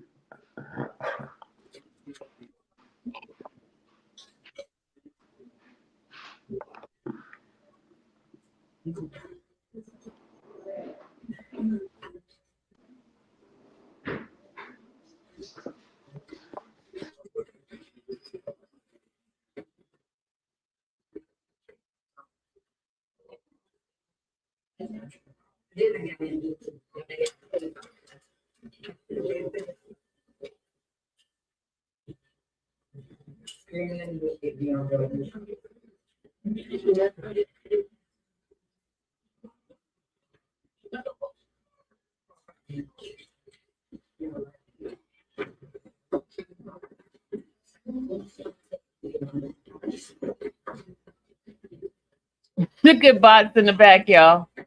Look at bots. What's his name? Bots. Oh, Bots. That's his daughter back there with him.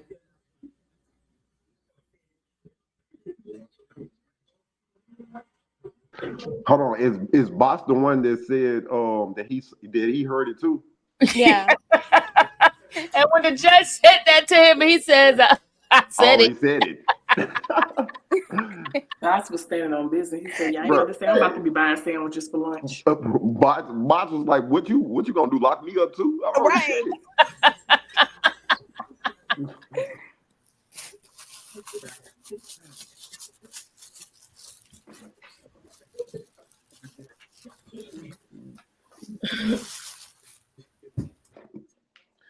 The judge thought he was strong arming something. Well, you better stop talking. Did y'all see Gigi? Gigi said her kids are upset with the look.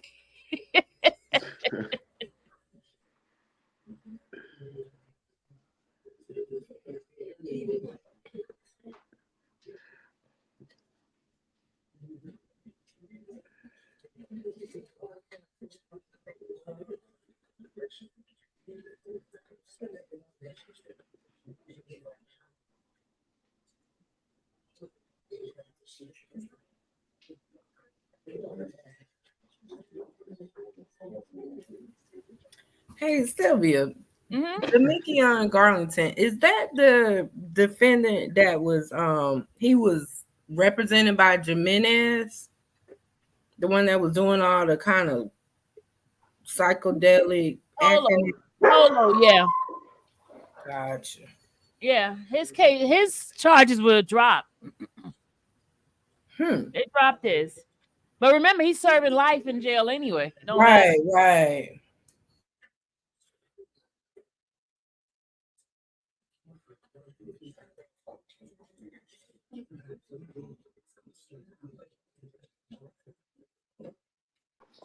Did I hear Shard say he was going to get a ginger ale for an upset stomach and he heard him? He was getting ginger ale for upset stomach, yeah.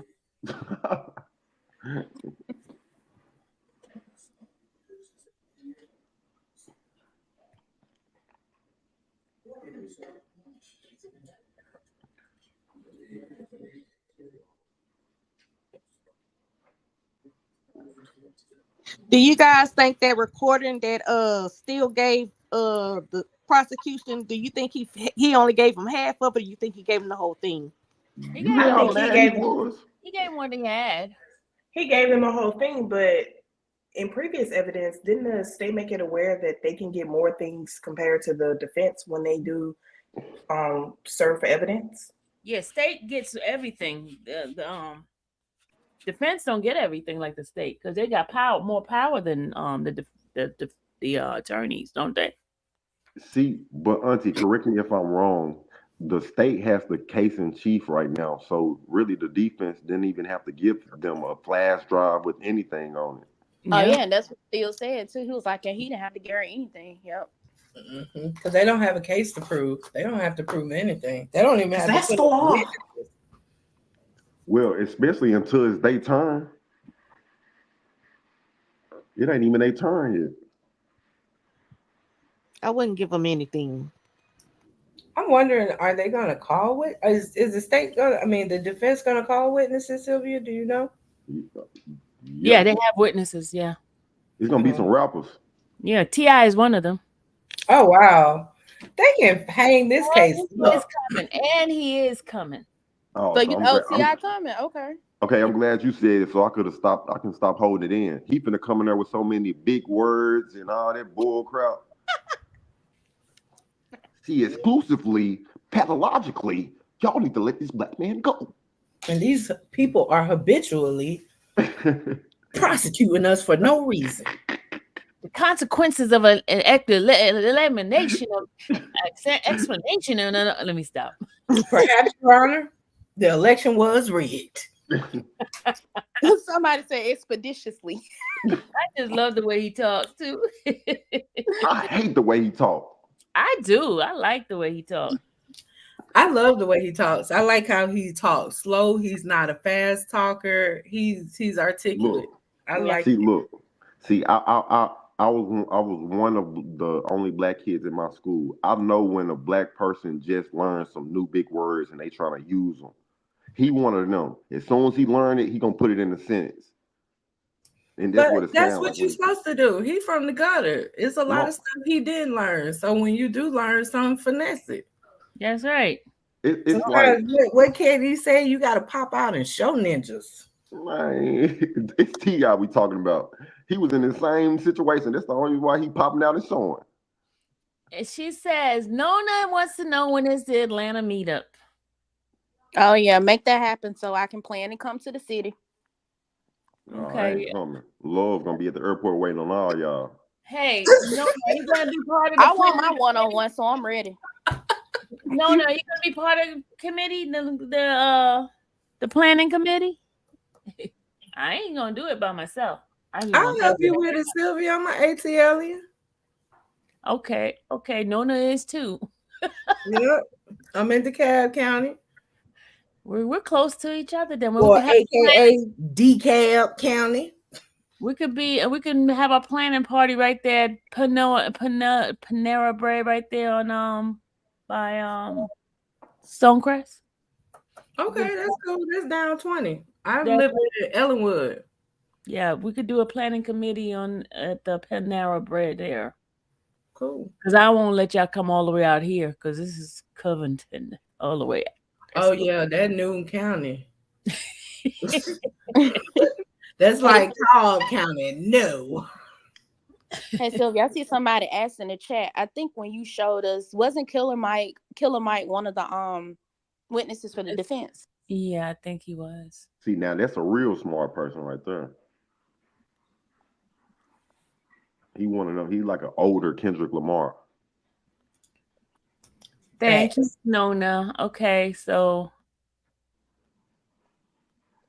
Eno said right by her. So Eno, you need to be part of the committee too. All right, okay, y'all. This is Robert. Y'all, Robert is on the other side of the spectrum. He says they have to call Kenneth Copeland every morning to see if he's willing to purge himself of the 24-5-507.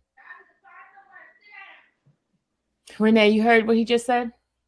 Oh yeah, I agree. They're gonna call him back every morning. And no, they have to. After Monday, they have to proceed with the case. They can't keep dragging it on. After Monday, they will not call him no more. If he do it Monday, we shall see.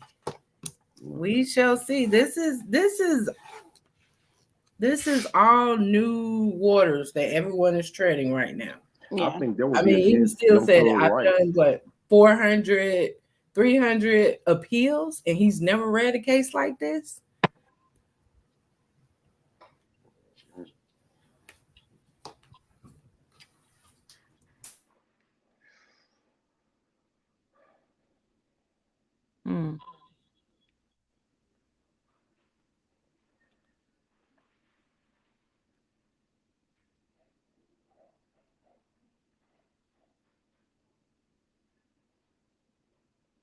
Oh, Seti's live, y'all. I'm gonna see what Seti's got to say.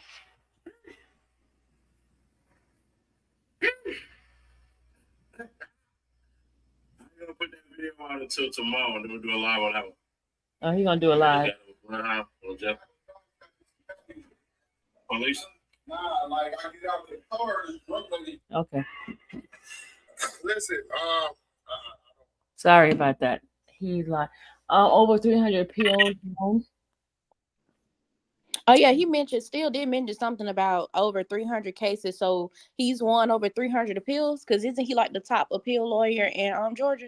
Yeah. No, he's not won 300. He's tried 300, but I mean, to win 41. He's like the president of. I think he's 45%, right? Yeah, that's a good percentage of That's reversal. Huh. That's a lot. Yeah. But the prosecution even see the mistakes that they're making and what we're seeing because they seem a little incompetent. Okay, what's going to say they can't hold him every morning without an opportunity to be no longer held in contempt.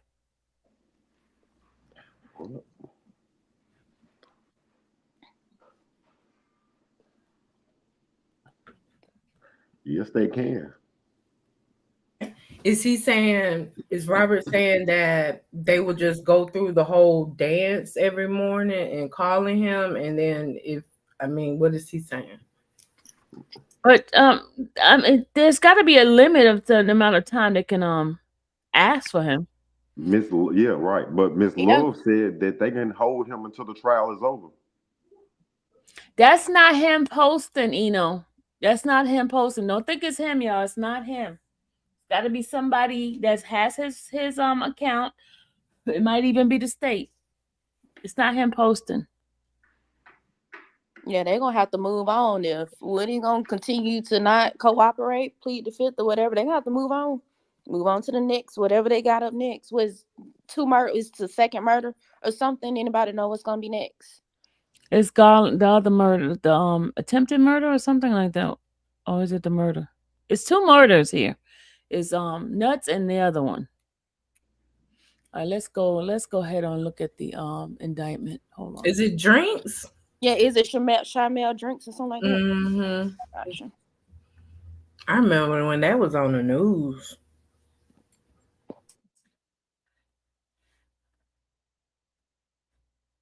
Are we playing this? Let me go ahead and finish playing this.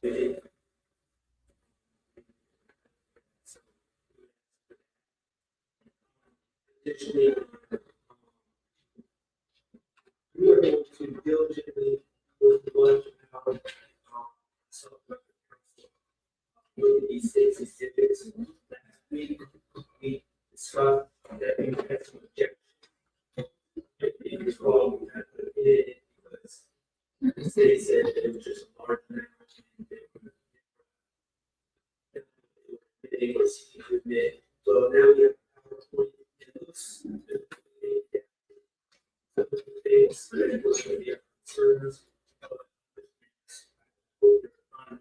we just received this and we're going to open launch, look at the codes, exhibits, and if we have this specific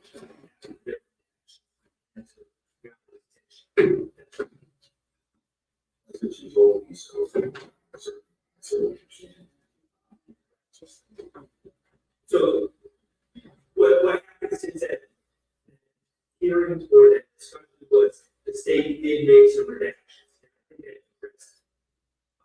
All of our issues, or at least some of them. But we just received this, so we'll.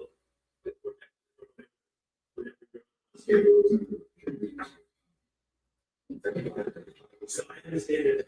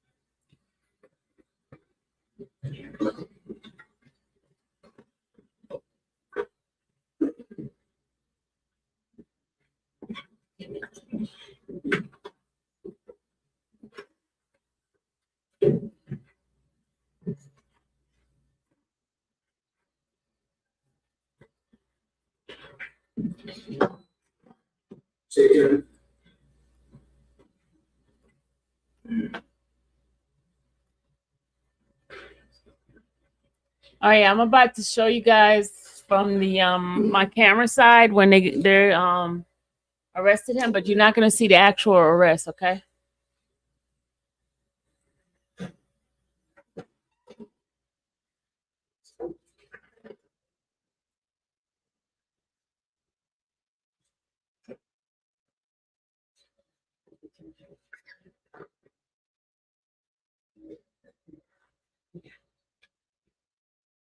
Let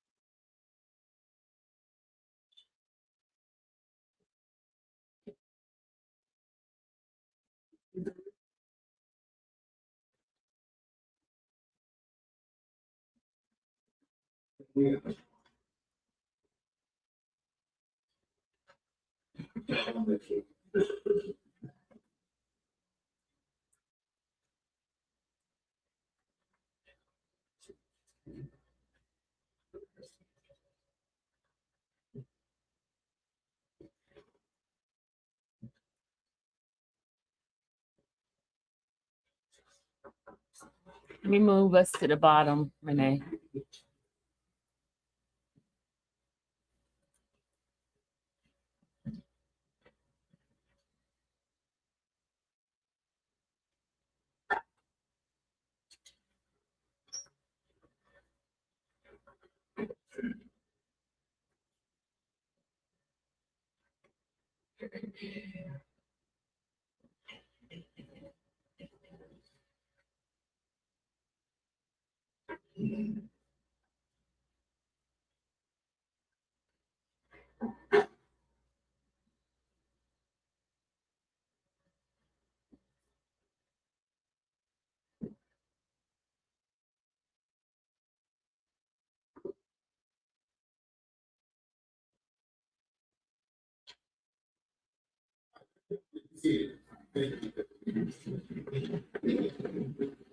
Ladies and gentlemen, good afternoon.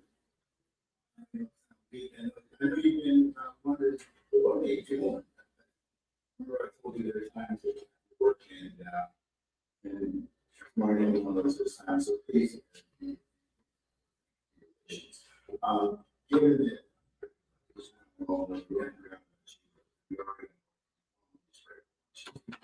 so what I'm going to have you do is 115. See your baby. So, ladies and gentlemen, this is you can see it. All right.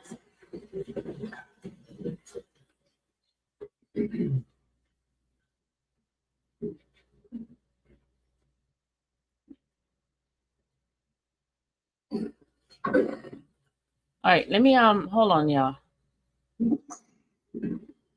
This is not the one I wanted. Hold on. That's not the one I was showing you. I wanted y'all to see the one where the actual action happened. Hold on.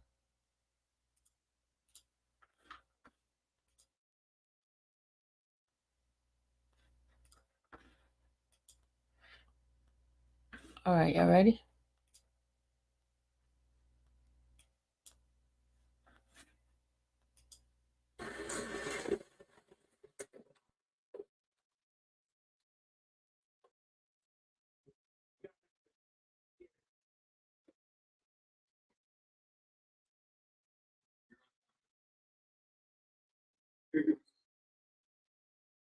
This is when the what's the name is coming in. This is the other side of it. Hold on. Tag on it. This is when she got ready to say he wasn't coming. Hold on a second. Hold on.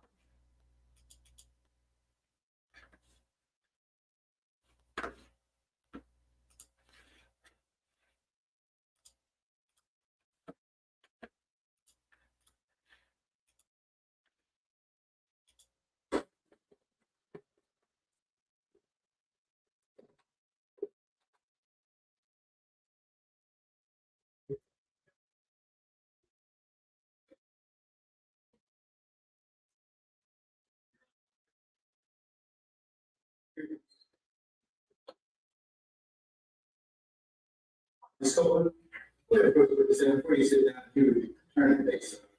Ms. Copeland,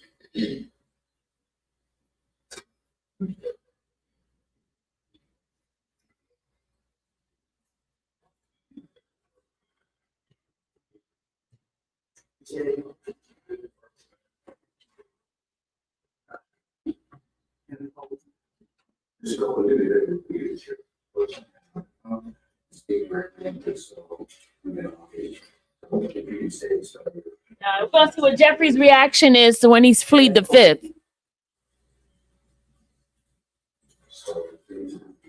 K-E-K-E-T-H-C-O-P-E-A-D.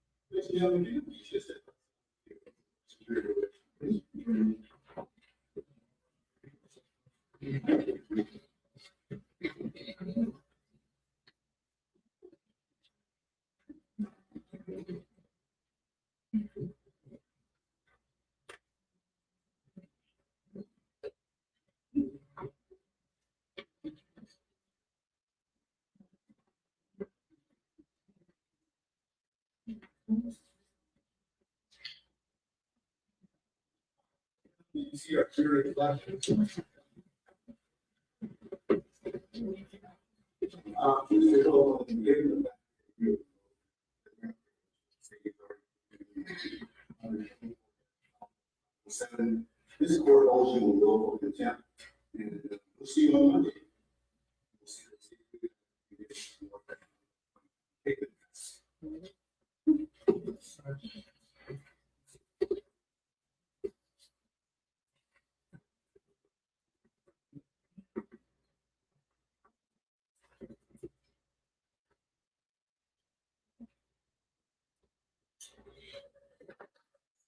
I had to move the camera so you don't see him being arrested.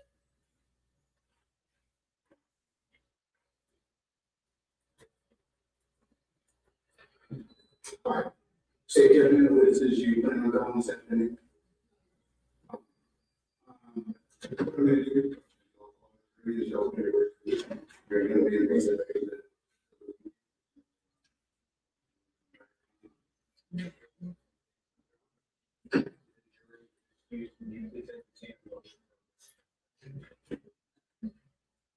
Mr. Steele, I'll entertain it right now.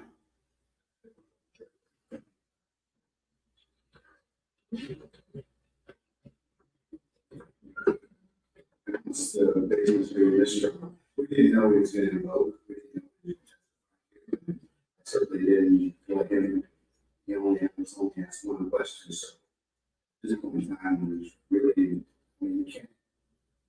No one would let a witness invoke their veteran privilege. In front of the jury. In this case, I think we heard from Mr. Cole. Everything you say.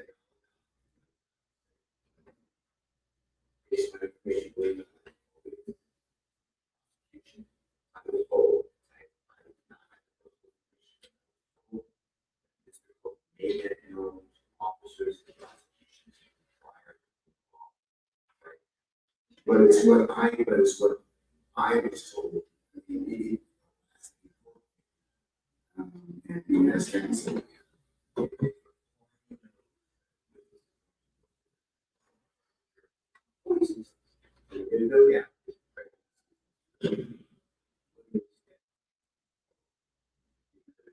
Yeah.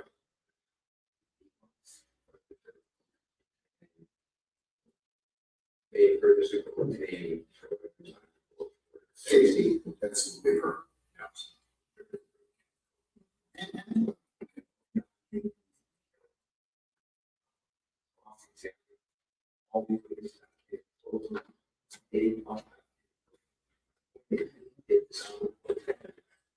state committee. These responses would be. Yes.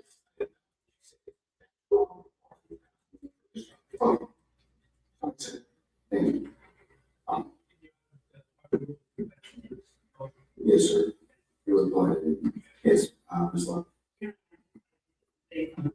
Sure. As we said earlier, Mr. Copeland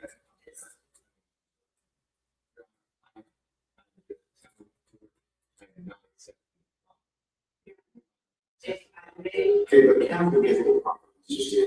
That's my, I can accept. So, could you sit down? Ms. Love, you can please. yes, just to relate to the board, the observations that members made throughout the morning and throughout the time we've been dealing with Mr. Hope. Our cause for concern is Mr. Copeland's communication that he is going to us, he is going to speak, he is going to speak on the stand, he is going to testify, watching what happened when Mr. Copeland did. Mr. Copeland did not want to tap into his gave him the opportunity to have a president in court with him, so when he was supposed to be representing his defendants. What we have seen is communication, both verbal and non-verbal, between Mr. Copeland and civil counsel and counsel for defendants. And a look at it, I tried from Mr. Copeland's proposed counsel in the direction of counsel for defendants. Mr. Melvin. Ms. Love, certainly for the finish.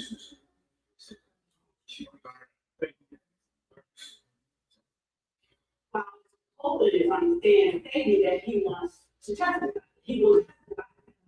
So we're watching Mr. Melvin, I believe the name is counsel. Mr. Melvin turned to the direction of counsel motion like this. Then upon information and they're saying, I'm waiting for the jury to come in. Mr. Copeland speak the counsel said, but Mr. Melvin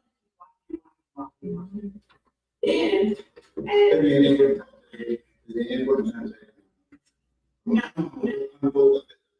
no, and speak the state.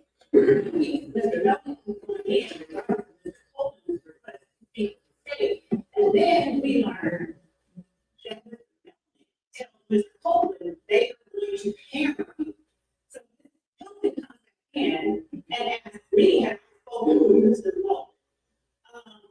Had I told him that we are going to hammer Mr. Copeland, the state has not made any such communication with anybody. So what we are seeing, we believe, is tampering with witnesses. This particular witness on the part of people who are not safe. So we are concerned. I don't know that Mr. Copeland's interest is being represented when that interest may not be aligned with the people that Mr. Melvin is communicating with on Brazil and after Mr. Copeland has communicated to this court, he will testify. So the goings on, Mr. Copeland is not on the stand. It has been publicized, it has been hyped up that Mr. Copeland is the next witness. Mr. Copeland is the witness. And then Mr. Copeland, he's been nothing but he's been nothing but communicative with Ms. Hilton during the time she has been interviewing him and speaking with him. The reason Ms. Hilton was not in here just now, when the jury came out, is that Mr. Copeland asked to speak with Ms. Hilton. But Mr. Melvin kept going back to him, and the reason to be Mr. Copeland is not facing any charges. For Mr. Melvin to suggest or say to him that we're going to hammer him, it causes us to call into question whose interest he's representing. And so we would ask that, you know, what in my mind, an appropriate remedy at this point because it's wrong for parties parties to inject themselves on behalf of one person, and I don't know, I guess they're collab, I don't know, say that this entire day starts.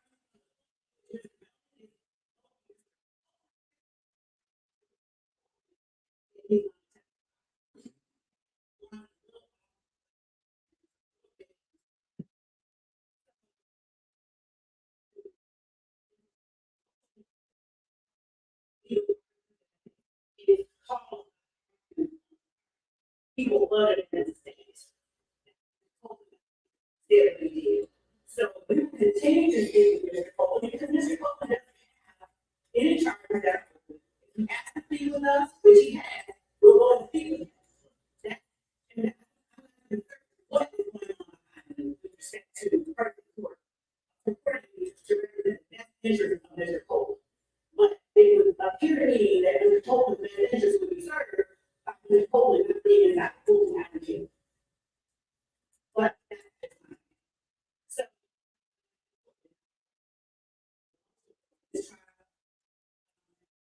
released, and if you go to the further, actions most of the states have led to big because the problem that come right before lunch I'm ready to testify. That is the reason we were ready to get started right before lunch. Because now we're talking to the camera about his term. He told him that they on camera, I don't even know. She had, she was so with him about it. They had been speaking cordially with one another. And this idea that somehow the type of mistrial as a result of this action on the part of Mr. Copeland is a farce. Under these circumstances. Yeah.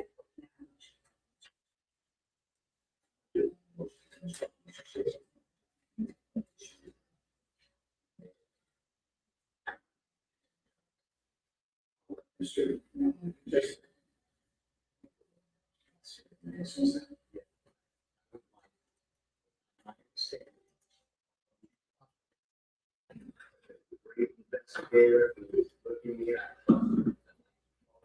Hold on a second, y'all. I'm gonna address Robert's comment right here. Robert said just before lunch, Woody told the judge, "I will testify," but after lunch, he came out and said he wouldn't testify. Just like Miss Love says, something happened between Mr. Melnick and the defense. Robert, I'm going to tell you. Hold on, let me put myself on the thing here because I was there. I know what happened. And hold on a second. Let me put my face on this so he can see me. Okay. Robert, I was there. In the morning when I got in the courtroom, I was told then that what's his name? Woody was going to take the fifth. I was told he was given 3 offers. But he told them he was going to act a fool. This was from the beginning when I walked inside the courtroom, okay? Then, right after lunch, right when we went to lunch, I walked by the hallway. He was on the phone pacing back and forth. There was a deputy out there. That is when he said, F them, I'm going to jail. I was there. I heard it with my own ears. I heard it. When I went live, you check out my live, I was talking about it. And as I was talking about it, someone sent me the post that he was posting at the time when I was live. Okay. And then when myself, George Cheedy, and the cameraman was sitting inside the courtroom before lunch, after lunch, and before they got started, they pulled us into the hallway and told us not to record because it's a possibility he is going to be arrested. So that's a fact. I can't tell you what anybody else did. I can tell you what I heard with my own ears, what I saw with my own eyes, and that's all I can tell you. All this other stuff, and it's documented, guys. It's documented because I was live when it was happening. I was on my live. If you check my live, my afternoon lunch live, I talked about it and I told y'all what he said because he was in the hallway pacing back and forth on the phone. I heard it myself. Nobody told me. I heard it myself. Okay. And that's when George got upset about it. And George said, pulled the staff attorney and asked him to put it in documented, put it on record. So I'm only telling you guys what I personally know. Okay. It's not anybody's telling me this or telling me that. I personally heard it myself. Okay, and they pulled us out. George could verify that too. They pulled us out and told us there's the possibility of him being arrested. They don't want us to show it on camera. And that's a fact. George posted it on his Twitter. So I'm not telling you anything that somebody heard, or I'm telling you what I heard for a fact, what I saw with my own eyes. Why did George get upset? Because George got upset because he wanted to know why we couldn't record it if it's happening in the courtroom. That's why he got upset, and he wanted to be put into the record. Because I mean, he was upset. I said okay, I didn't have a problem with it. I didn't have a problem with it, but he did. So I just wanted to address Robert's comment because he's saying certain things and he was not there, and I was there, and I experienced it myself. And I have no reason to come up here and make up stuff when I'm actually, and it's documented in my live when it was happening. It's documented. KD sent me the post while he was live because he even mentioned about he wasn't crying because I mentioned that he was crying. And he looked like, I said, he looked like he was about to cry. He walked by me and I saw his face look like a sad face, like he was about to cry. And I said, oh, he looks like he's about to cry. So I just wanted to address Robert right there and then because I have no reason to make up something. It's documented in my live. My live documented before, this is when we were on lunch, before they came back, it happened. It's documented. And then we were told that he was going to be arrested, possibility of him being arrested. So, okay. I'm just telling you, I might forget certain things, but I can't forget something that was documented on my live. Just go back on Friday afternoon. You'll see my live. I put out the little post. You can see it on my on the screenshot. If you go and screenshot it, you'll see where I was showing him while I was live. He was live at the same time I was live because I guess he must have been watching me. And he was on the phone pacing back and forth. The big guy was standing out there monitoring him. Okay? That's all I can do is just tell you the facts.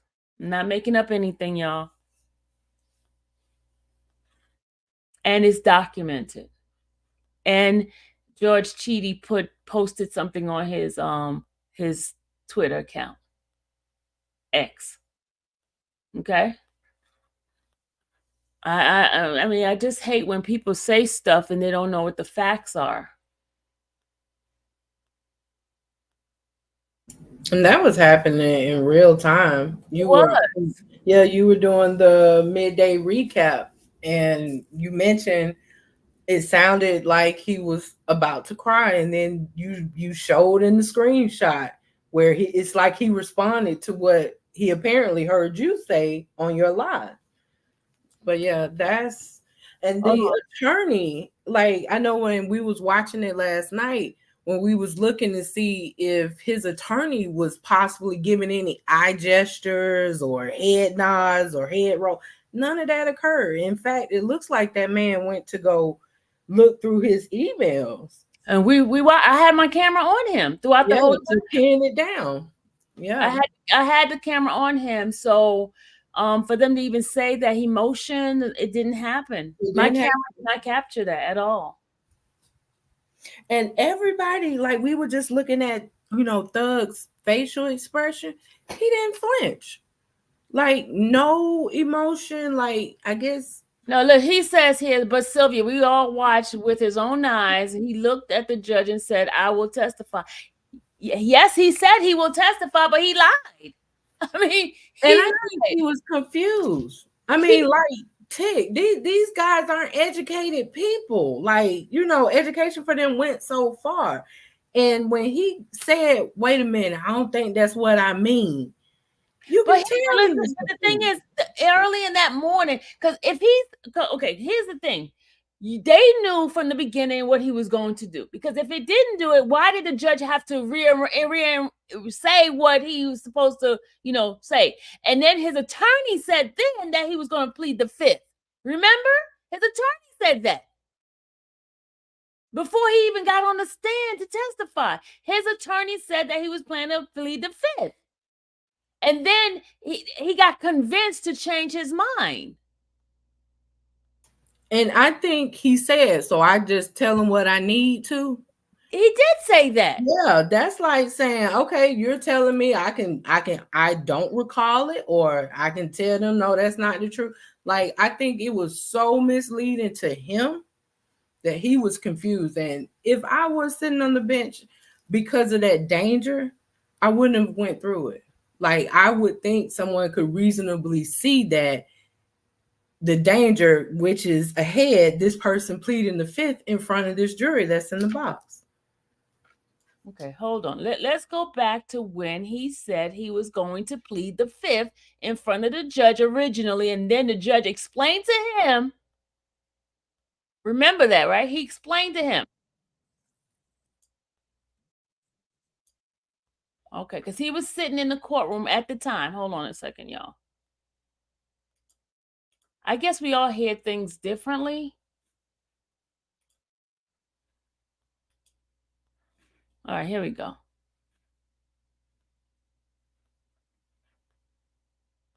Can y'all see this? It's playing right now. Let me take this. He set it up on the thing, but they knew. You cannot tell me what happened inside the courtroom with us. Yesterday, and told me that he was. Here we go.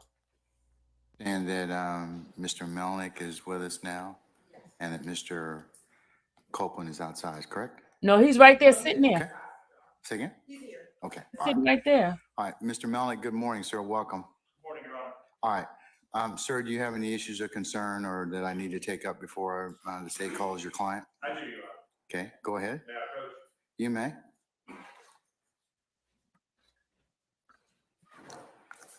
Hold on. He said, what did this one says? Reaper says the judge never brought him back in before lunch to see if he would testify. The judge got wrapped up in Woody's prior conviction motion.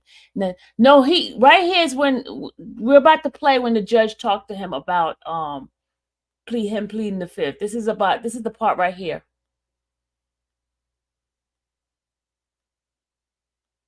No, this is the part right here. Hold on. This is it right here.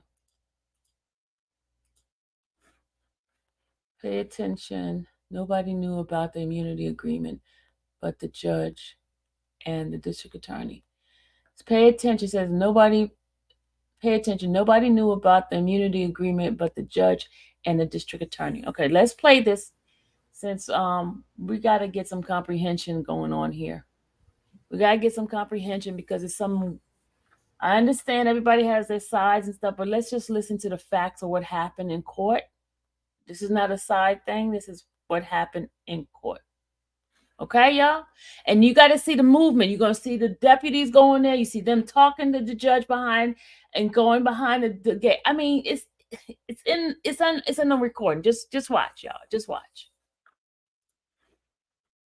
Good morning, Your Honor. Good morning, sir. So for the limited purpose of this issue regarding whether... And then I also want to tell you, there was a point where the judge and Love and Hilton was up there talking. The defense were not allowed to go up there to the bench to talk. It was the three of them up there talking. I don't know what they were talking about, but they were there talking. So, and the defendants were not allowed at the time. The defense attorney. Mr. Copeland will testify at this trial. I am representing Mr. Copeland. Your Honor, I spoke with several individuals in the Fulton County District Attorney's Office before this case was indicted. And the Fulton DA's office was very well aware that I was representing Mr. Copeland. Apparently, they have had conversations with Mr. Copeland outside of my knowledge and presence. Now, I can't do anything about that because he talked to them without contacting me first. However, he did contact me yesterday and told me that he was being subpoenaed to testify here today. And I asked him what he wanted to do. His position had been and has always been that he wishes to exercise his Fifth Amendment privilege against self-incrimination. I have explained to him, and I learned this morning that apparently an immunity order has been entered under OCGA 24-5507, granting him use immunity for testimony at this trial. I would object to that proposition. And the reason is this. I know very well that the district attorney's office knew about my involvement in this case from the inception of this case. I spoke with Don Geary in 2021 about this matter. And he asked me whether or not Mr. Copeland intended to cooperate with the state. And what he told me is that Mr. Copeland would probably either be a witness or potentially a defendant in this case. I spoke with Mr. Copeland. We had numerous conversations between myself, Don Geary, and Thomas Greiner, who's in the Fulton County District Attorney's Office, who was prosecuting Mr. Copeland for a separate matter. And Mr. Copeland has steadfastly said that he intends to exercise his Fifth Amendment privilege. I have also participated in a conference call regarding a bond for Mr. Copeland when he was when he had an indictment in Judge Whitaker's division. Present in that conference call was myself, Adrian Love, Adam Abadi, Abby Potter, and Judge Whitaker. And we very specifically discussed the state's concerns about Mr. Copeland getting a bond in that case, given that the state wanted to utilize him as a witness in this YSL case. So, Your Honor, Mr. Copeland is here. I can state as his attorney that he intends to exercise his Fifth Amendment privilege against self-incrimination. He does not wish to testify in this trial. And I would ask, there is no other, he's not on bond, he's not on probation, there's nothing like that. I would ask that he be allowed to leave this courtroom without being compelled to testify. You heard that, right? You heard his statement. He asked to be released from this court without being compelled to testify. He's going to do his Fifth Amendment, invoke his Fifth Amendment, right? Then when he gets up there, the judge reads it over to him, and then he convinced him to change his mind and say, yes, he would testify. Do you guys get that? That's what happened. Hold on. Let me play it. All right. Ms. Hilton, do you wish to respond? Yes, Your Honor. All right. And Mr. Malik, you are correct. I did go ahead and sign this morning. I'll make a part of the record the court's order giving him. So the attorney did not know anything about this. You hit it dead on the head, Sylvia. Yep. That's what I read too. I read into what he was saying. He didn't even know about that order. And the judge even says that the order is not out on Odyssey. So it hadn't even hit the docket yet. Okay. use immunity. Okay. Good morning again, Your Honor. So first, let's give a timeline of events. Mr. Melnick spoke of speaking with Mr. Don Gary. I would believe that. What does that have to do? Let's cut to the chase. Okay. So I mean, all of that, it may be maybe historically. Because I want to make sure the record is clear as to what Mr. Melnick said as far as his representation of him, especially as it relates to him being a witness in this case. Okay, all right. So I'll let you fill in the background. Sure. Okay, go ahead. So when Mr. Melnick, I believe, engaged with Mr. Gary, Hold on a second, y'all. Hold on. I'm sorry. Robert put something on here. I just need to see what he said. He said, this is just social media dialogue. It's not a contest between Sylvia's viewers. We're just discussing the trial from our own point of view and engaging in civil debate about the trial, nothing personal. Oh, I'm not taking it personal. Hey, Sylvia, can you just let me talk for a few seconds just so I can explain it to everyone? Go ahead, hon. For everyone in the chat, please, he said he will testify, and then after that, he goes and says, I think I said something wrong. Let me talk to my attorney. After that, he comes back, and then he pleads the fifth. He got confused on the stand. That's why he wanted to talk to his attorney. Thank you. But Renee, I have a question to ask you. Since they knew last night that he had a representation from an attorney, were they supposed to go ahead and do this immunity agreement without the attorney's knowledge? I really don't know the answer to that, but I would think that how I have seen orders, they have a distribution list most often or a certificate of service who the clerk is going to serve this order on, which is typically all the parties of interest, right? Mm-hmm. And if it's pertaining to him and he had an attorney, which if you notice, his attorney mentioned Mr. Geary. So I just was like, okay, well, who is this person he's talking about? Geary was the head before Love came in. Before Love came in, right? Sorry about that one, but go ahead. Right. So I'm like, it is probably more likely than not, that the left hand didn't talk to the right hand. And, when people are leaving positions and moving on, I would like to think that they should have contacted him before even reaching out to Woody.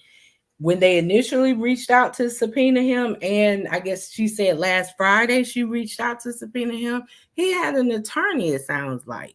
Someone in the office knew about it, whether they're with you guys or not. Someone in that office knew about his attorney. So it just seems like, how do you give him immunity? For one, he didn't ask for it. He hadn't invoked anything to really need it. So I don't know. It's just like, I don't know. It doesn't look good. I don't think it looks good. Okay. And even the attorney, he's like, well, I didn't have notice. And now you're asking me to be here on Monday. If I had adequate notice, then I wouldn't have bought these tickets, So yeah. Okay, let me finish playing it. Hold on, y'all.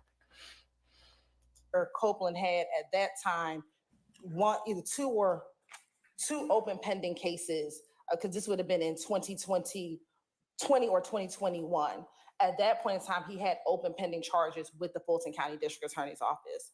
Since that time, those cases have been closed, and therefore Mr. Copeland does not have any open pending charges. Therefore, we have not spoken to Mr. Copeland previously when he had open pending cases. We have only spoke to Mr. Copeland as it relates to his being a witness in this trial. Mr. Copeland was subpoenaed a few months ago, but as we were getting closer to his testimony, we resubpoenaed him again last Friday, which was a week from today. When we met with him, we spoke with him briefly. I believe a question, why did they have to resubpoena him?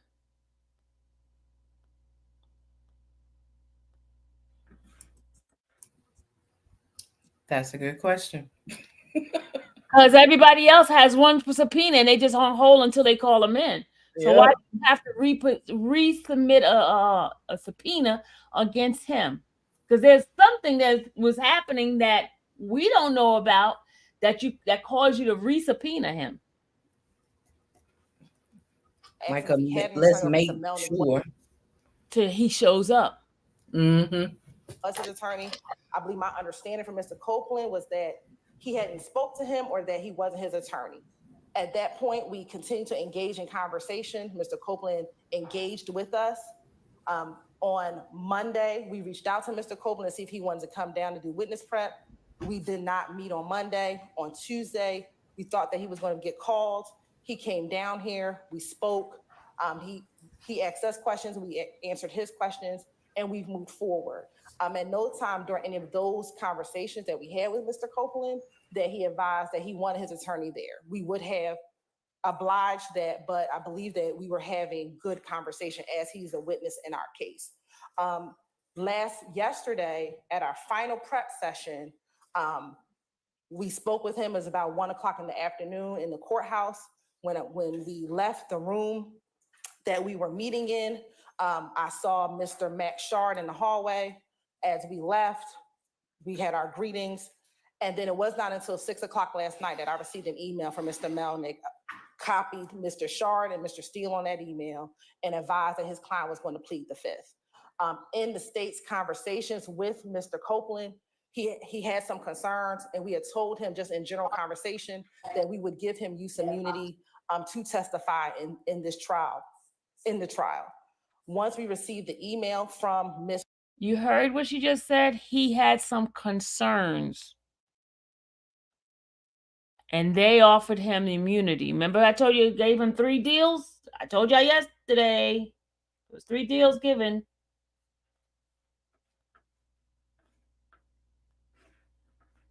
Mr. Melnick last night. We moved forward, Your Honor, drafting a motion in order to give Mr. Copeland use immunity in this case. 24-5-507, Your Honor, lays out that it is the state's purview in order to give use immunity, because it's only the state that brings charges in this case. And we have decided that whatever Mr. Copeland says, he will have immunity in this trial and in this proceeding. And that has been the state's decision, and the state can make that decision. And we have so done that pursuant to 24-5-507. And furthermore, Your Honor, if Mr. Copeland does not testify, he could be held in contempt. We had that conversation with him as well, that he could be held in contempt if he does not testify, Your Honor.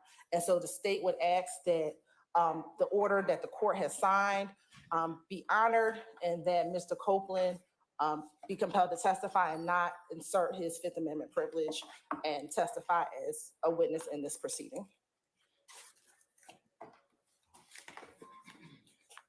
He's sitting there all this time because I have my camera on him. Yes, you can, Mr. Miller.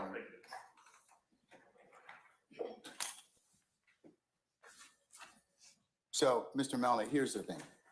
Your client can certainly advance his Fifth Amendment privilege against self-incrimination. I have signed the order under 24-5-507.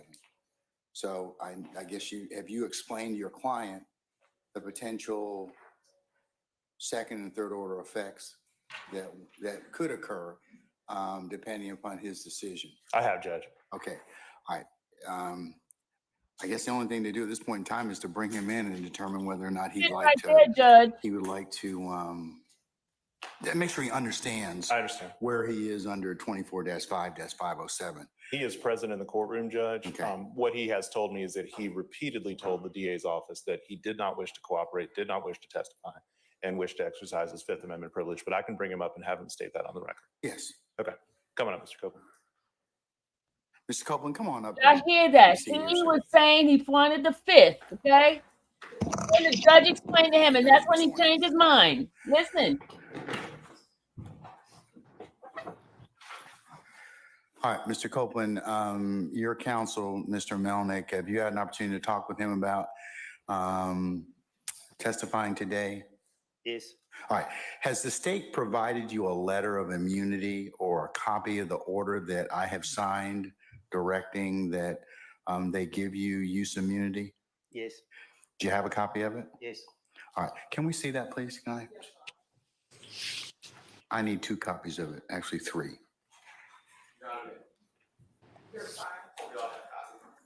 Not yet, sir. Doesn't apply to you yet, Mr. Steele.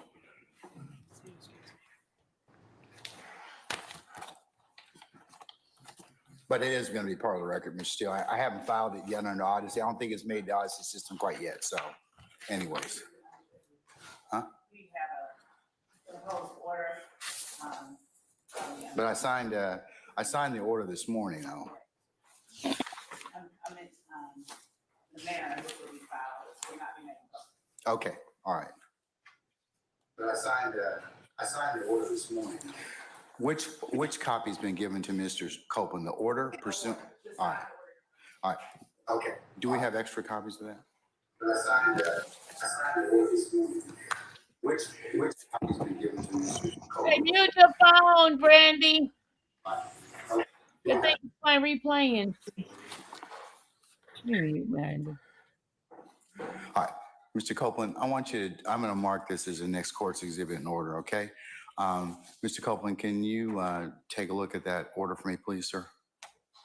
All right, let's just go through it right quick, okay? I just want to make sure that you understand where you are and you have your attorney here. And if you have questions of the court or your counsel, you can go ahead and do that, okay? All right? You have to answer yes or no, sir. All right. Okay, all right. I'm not trying to trick you. I'm not trying to do anything other than explain this to you, all right?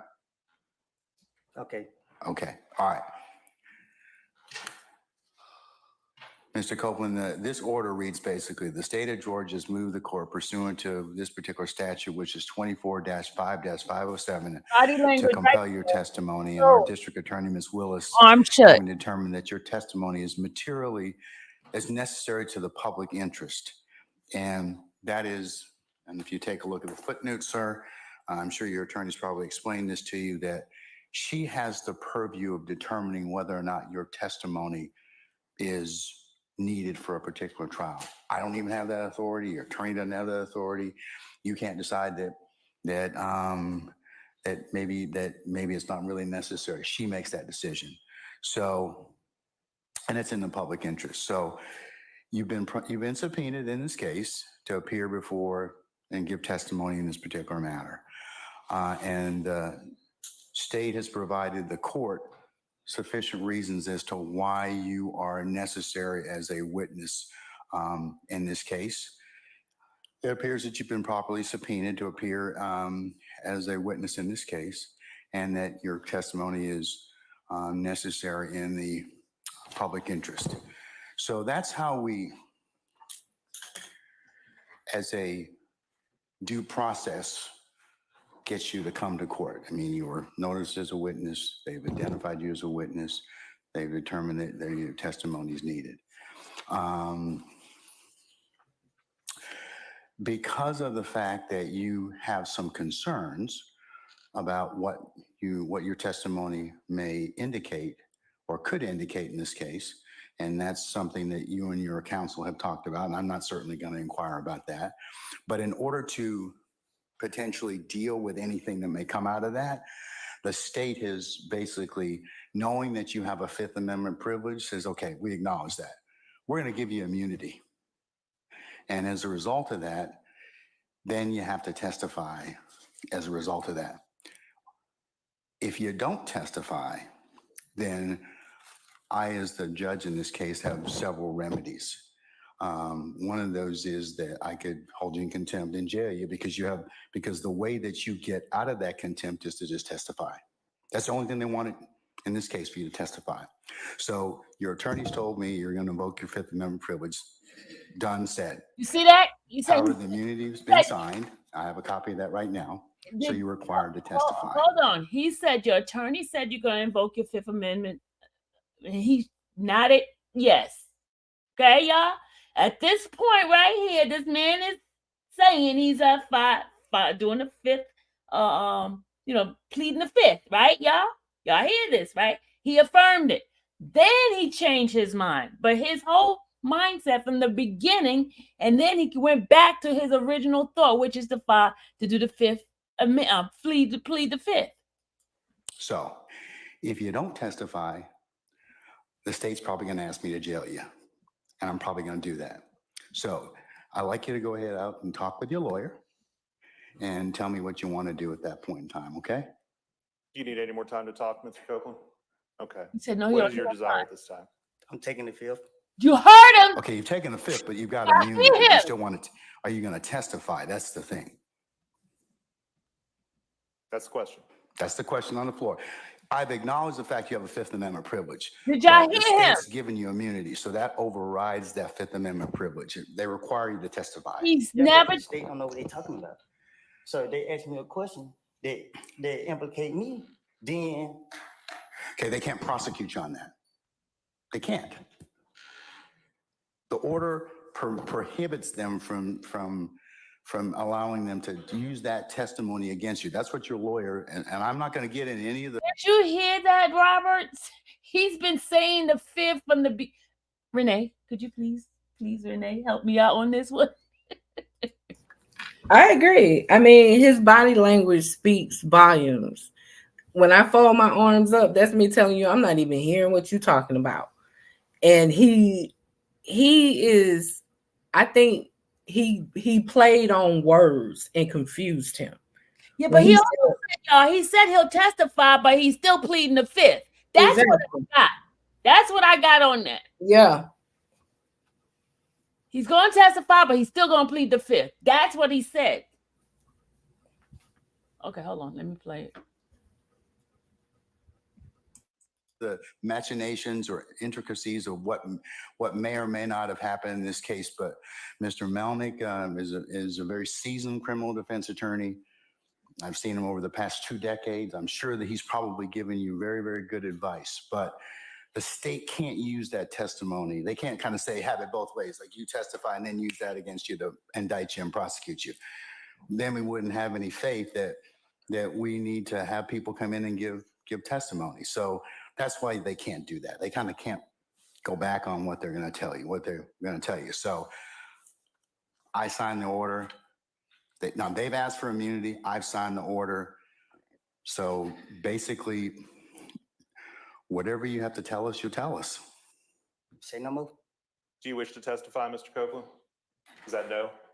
You have to say no on the record. He said say it again. Do you wish to testify? He said I tell him whatever I got to tell him. So I testify. You will testify. Yeah. All right, sir. Okay. What we're going to do in just a second is I'm going to go ahead and I'm going to. I heard that, right? I will formally administer the oath to you, and then the state will ask you some questions, okay? And then you'll be cross-examined at some point in time by potentially some. My attorney before, because I think I just said the wrong thing. Sure. Yep. Step outside and let Yeah, me, there it is right there. Yep. Did. Because when Glanville asked him that question and the attorney said, you got to say no. And he shook his head. And then Glanville said, well, you just need to tell him what you need to tell him. He said, so I just need to tell him what I need to tell him. He was still on, no, I am pleading the Fifth Amendment. Yeah, I'm invoking my exactly. Fifth Amendment right. And then when he just said, hold on, everybody stop, flag on the play. I think I just said the wrong thing. Wrong thing. He said it right there. And I'm sorry, that's enough right there to say, look, we not, what is the saying? Play stupid games, win stupid prizes. We're not going to play these games. He should have never been put on that stand to testify, period. He had not changed. Go Rand. Hold on a second. Go Rand. Hey, Rand. Now, I was just about to say what she said, because if you go back and play it, the judge was really confusing him. Like, he was persuading him as if, instead of saying, okay, you could take the fifth, but that means you're going to get arrested. Instead of saying that, he said, I mean, you can say the fifth, but you still have to, he basically said you still have to testify. And then he said, that's why I'll testify. Right. And that's what you have to think about it. Like, hold on, I think I said the wrong thing. Wrong thing. Yeah. So you basically, you was the one who made him change his mind, because he was sitting there shaking his head no. And then his attorney said, so are you willing to testify? He was looking like no. Yep. But then he said, well, I got to tell them what I got to tell them. So he was basically saying, the judge telling me I got to. And that wasn't the case. He could say he pleaded the fifth, but he was gonna go to jail. That's what he should have told him. Yeah, the judge, like Renee said, the judge was using wordplay. He was trying to persuade. He not tried. He did. He persuaded him. He did. And then, Yeah, he was playing with words. Mm-hmm. Playing with words, and he almost had him. He did. Until a boy was like, "Wait a minute! It just sounded like you told me I got to come up here, answer questions, and then if I don't say what I'm supposed to say, I say what I want to say. Exactly. You gonna bring them videos in? No, we're not even finna do that dance. Y'all gonna take me to the back. Exactly. That's why his hair is nice and shaved. Because I think I'm going to the. He said it on that thing Sylvia posted and showed us. He knew he was finna go lay down, and he was okay with it. Yeah, and that's when he realized. I think he was sitting there and he probably looked at his attorney and was like, "Hold on, did I say the right thing? You know, I think I said the wrong thing. Can I talk to my attorney?" He probably seen the attorney face. Who knows what the attorney looked like? But the attorney probably was like, "Wait, what?" But you know what? He probably seen Tick get railroaded. He probably seen DK. He did. He probably seen Shay, post Shay. They put her in jail to make sure she came and testified. Yep. Like, people are watching this, and he's like, I got an attorney. I'm going to use him. But you know what's crazy is we know that when it comes to like law stuff, they say, "Do you understand?" And usually people are like, "Look, if you explain it to me, I mean, that's what it is." 9 times out of 10, they not understanding what's given to them. Like, I don't think he knew what a youth immunity was. Like, I don't think he knew what that was. And the way the judge was up there explaining it, why did you explain what type of immunity he had? Because that immunity is only for that case. I think if somebody else was to pick it up, they could prosecute him for it. They tried to catch them flat-footed. Because it sounded like then nobody know about this youth immunity until they got there this morning. Yeah. So, and then that's another thing. Y'all just signed the order that morning. The judge literally signed it that morning after the DA received the email from his attorney. So as soon as an attorney gets involved, the following morning before court starts, the judge signs this immunity order. Because I feel like they already knew that he was going to take the fifth. I think that when that lawyer contacted them, he told them straight up he's taking the fifth. And I think they contacted the judge early that morning and said, "We need this signed so we can get him to testify." It sounds like he told Geary, who was leading that case, who was lead prosecutor of that case. It sounds like he already told him, "It is not my fault that you didn't document it in your record somewhere that my client does not plan on participating in this case, period, at all." And that was said a year ago. So I shouldn't have to keep saying it to you. And if it's been documented, it's not his fault. It's not his problem. You guys, it don't sound like they were given sufficient notice. And that's why they was kind of caught flat-footed. But even still, Woody was prepared. Yeah. I think he gonna come in Monday and he gonna do the same thing. Because it sounds like from what his lawyer said, he's always wanted to do that. But you know, when you ain't got your lawyer with you and you talking to the DA, you messing yourself up because they can tell you what they want to tell you and try to convince you. And I feel like that's what they was doing. I feel like they was trying to convince him to testify. "Oh, we'll give you immunity if you testify. We'll give you immunity." And I remember they said they contacted him a week ago from last year. That they had only talked to him last year, and then a week ago on a Friday they contacted him. And I think they was trying to convince him then, because it sounded like he ain't had this immunity order that last Friday. No, he didn't. They got it yesterday. It sounds like they might have presented it to him.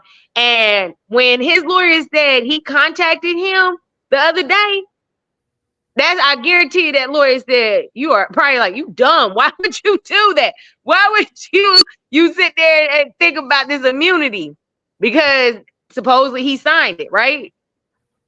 But he told the attorney he's going to plead the fifth. He kept telling him. But no, I know the attorney said that apparently he signed this immunity or right, No, the you were order. incorrect.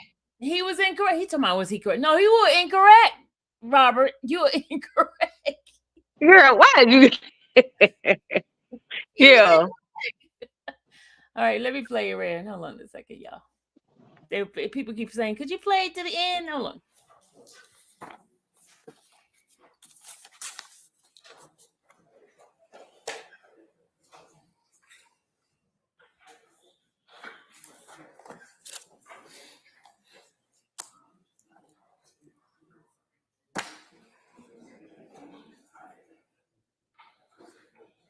Okay, he's in there back talking to his attorney right now.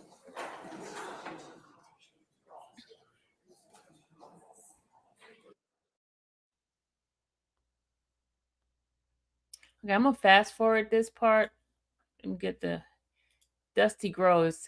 Dynasty, what is it? Dynasty Grow? Hello, welcome. Hello. Don't go anywhere, okay? I'm here. Hello. Go ahead. Oh, I can speak? Yeah. Or I just wanted to say one thing. I think Woody was being Young Thug because Woody had the state of mind and aggressiveness when Young Thug was out of town or anywhere when Young Thug wasn't around. I think Woody was like the leader of, not the leader, but like the go-to aggressive man for YSL, like during that back in the day time. And I think he did a lot of things with all the YSL people that Young Thug didn't know about and did know about. That's why I think he knew everything that's going on. And I believe when he was talking to the police, when he was snitching on himself, but he was snitching on Young Thug, but he was playing two sides of the field. Everything he was saying Thug was doing was something he would have did. And I believe that's the mentality he has, and he's going to keep it. So if you're from the streets, you will understand what I'm saying. But I think he was playing Thug the whole entire time. Not playing Thug. He was being Young Thug as he was telling on Young Thug. So like anything he did in the streets, when he was in the streets, he could go to the police and say, Young Thug did that. And I believe he's really like smart like that. That's all I want to say. I don't even want to hold y'all up long. Okay. Keep doing what y'all doing. I listen to you all the time. Work, not work. Love all y'all. Stay proud. All right. Have a good one. Thank you for coming in. Bye. All right. All right, yeah, I'm gonna go ahead and play. He just came back. Look at the judge face. He ain't Come on happy. up, Mr. Copeland. Come on up, Mr. Copeland. You look like he too through with him. All right. Look, he went and talked to his lawyer and he actually explained what the judge prior trying to do. What's your pleasure? I'll testify. Say what? I said, what's your pleasure, sir? Do you wish to give testimony? I know you don't want to give testimony in this case, but you've been given immunity in this particular circumstance, use immunity. So are you going to testify? Yeah. Yeah. Okay. All right. All right, sir. Then what we'll do at this point in time is we'll call for our jurors and we'll swear you in, and we'll go ahead and take your testimony. Okay. All right. All right. What is it, Mr. Steele?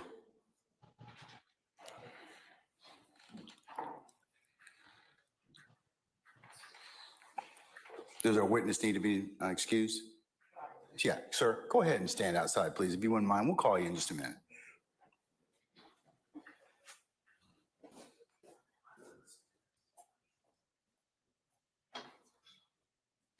Coco said, again, I'll testify is I think the fifth. Mr. Copeland's left us. Yes, sir. What's your pleasure? Well, Your Honor, good morning to everyone.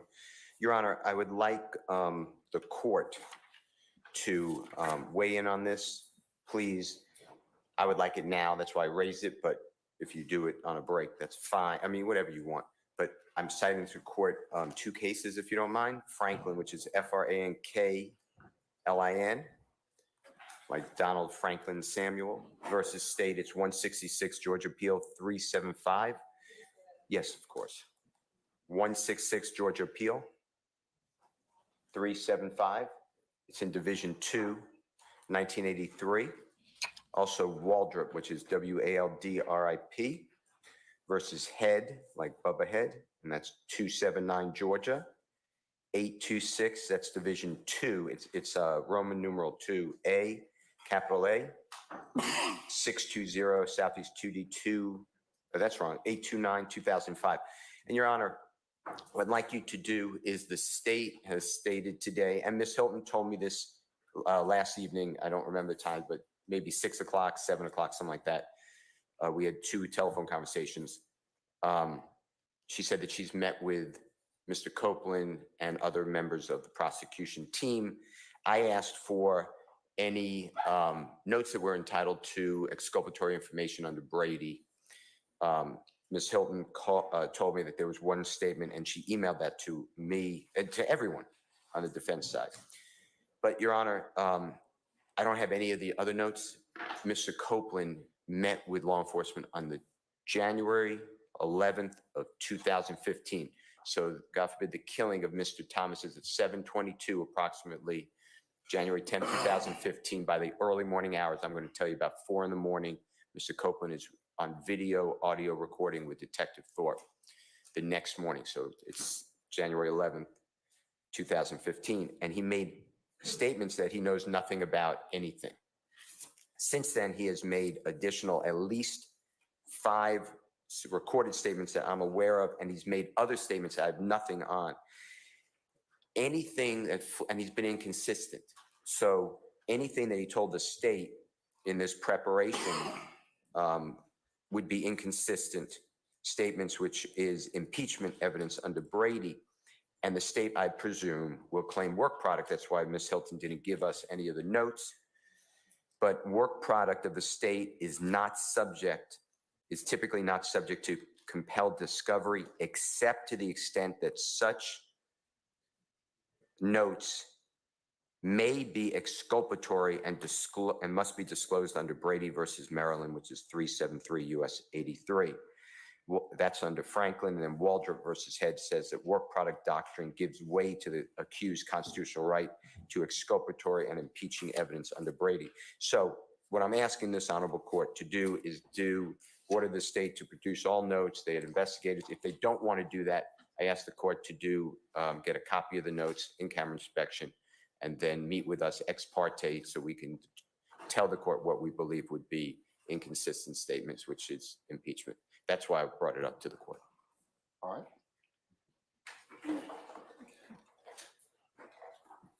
Your Honor, as I discussed with Mr. Steele last night, I turned over the statement that I believe was Brady, which was what Mr. Copeland told me about an incident in which there was a theft. And I provided that information to defense counsel. Outside that, the state doesn't have any notes. And so there's nothing else to turn over except for what I did turn over. We do have one additional matter, Your Honor, which would be criminal convictions that I would like to address. Okay, let's deal with the issue of the first issue of the notes, okay? Do you have any written notes from your interviews of Mr. Copeland? What Mr. Steele is basically saying is that Mr. Copeland's given some. Look at her reaction. Look at her reaction. He said 5 statements, and that some of those may be inconsistent, which would fall into the category of Brady, or may fall in the category of Brady. So do you have any written notes that you or your team took that arguably would be work product, but that I would need to review to determine whether or not they are on Brady? We do not have any written notes, Your Honor. All right, Mr. Steele, then that satisfies that issue in terms of that. If I find out that there's any other additional notes, then I'll change the terms of my consideration on that issue. Your Honor, and I'll get you the case in a moment because I don't have it at my mind unless someone else does, but oral statements must be reduced to writing if they're Brady by the prosecutor. Yeah. But they're telling, I think they're saying to you that the only statement that they have that's Brady is the one statement they turned over already. And Your Honor, furthermore, in addition to that, in our conversations with Mr. Copeland, he didn't give us any different information than what is contained in the 6 interviews that defense counsel has had since 2022. So there's, outside of this one sentence or this one piece of information which we gave, our conversations were not. There's nothing, are you telling me that there's nothing that that needs to be reduced to Brady? Correct. Produced as Brady. If there was, we would have reduced it and sent it over. All right. Okay. All right, let's talk about prior convictions. Where's Mr. Melnick? Can you have him come back, please?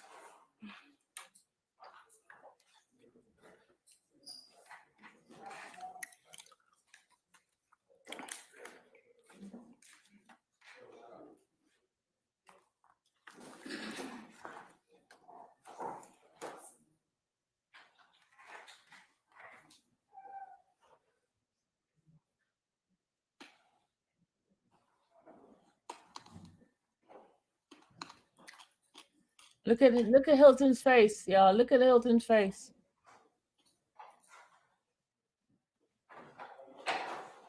Y'all see that? Man. Yeah, I see it. Yee, Lord. All right, Mr. Melnick, I wanted you to be here for the this part of the conversation in regards to your client, because these are prior convictions. Okay. All right. Your Honor, Mr. Copeland has a total of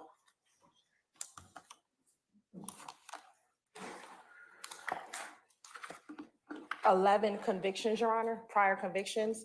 However, based on 24-6-609, we believe that only 4 of them will be able to be discussed during the pendency of this case. The state has not received, and if any defense counsel can correct me, any notice that they wanted to use any convictions greater than 10 years old. And so I wanted to put on the record the convictions that are greater than 10 years old. Again, I did not see any notice that any defense counsel intended to use these, so we can Or the have, state's intending to use any of them. or the state's intentions to Okay. use any of them, so that we Rainey? can Hold on, y'all. have argument on those. So the convictions that I believe should not come in are as follows. Okay, y'all, we played this part already. 09. Played all this part on my other video, so let's go ahead on and go when he get on the stand. The one that everybody loves, that part. How old are you, Randa? Grown. When you say grown, what does that mean? I'm an adult and I can make decisions. So I'm not a child. Yeah, crazy. Hold on, we gotta do that part, yeah.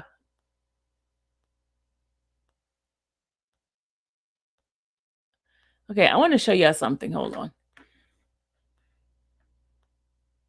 Okay, I gotta show you something. Now look what happened before he gets up there.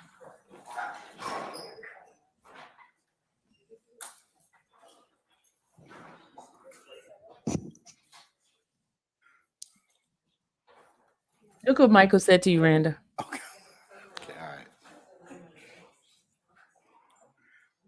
Okay, now look at over there where love is. All right, can we summon our participants, please?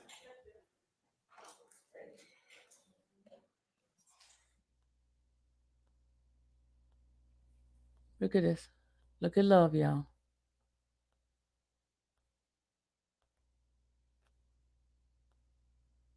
Oh, thank you, Goldmouth. Welcome.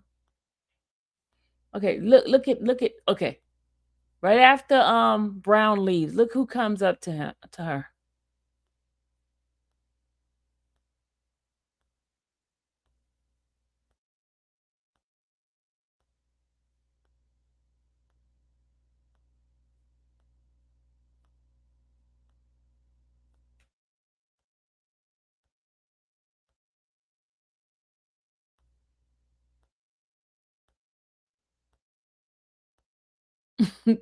Rainey said his body language says, I'm on with whatever you on.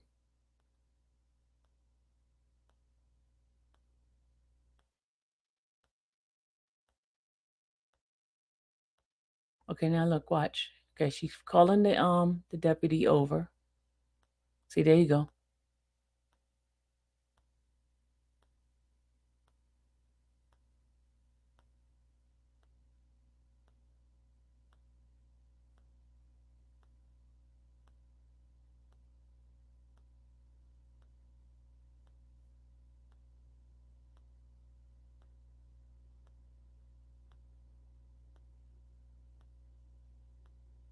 Okay, now look, they're going over to the judge, right? Look, that's the deputies going over to the judge. Judge is talking to them in a minute. Watch. Just watch everything that's going on. You see, they talking to the judge. They just walked by and they went up there to talk to the judge. The judge is talking to the deputies.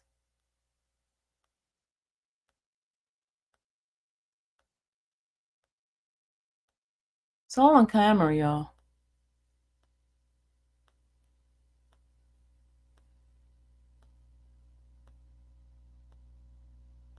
See? You saw them, right?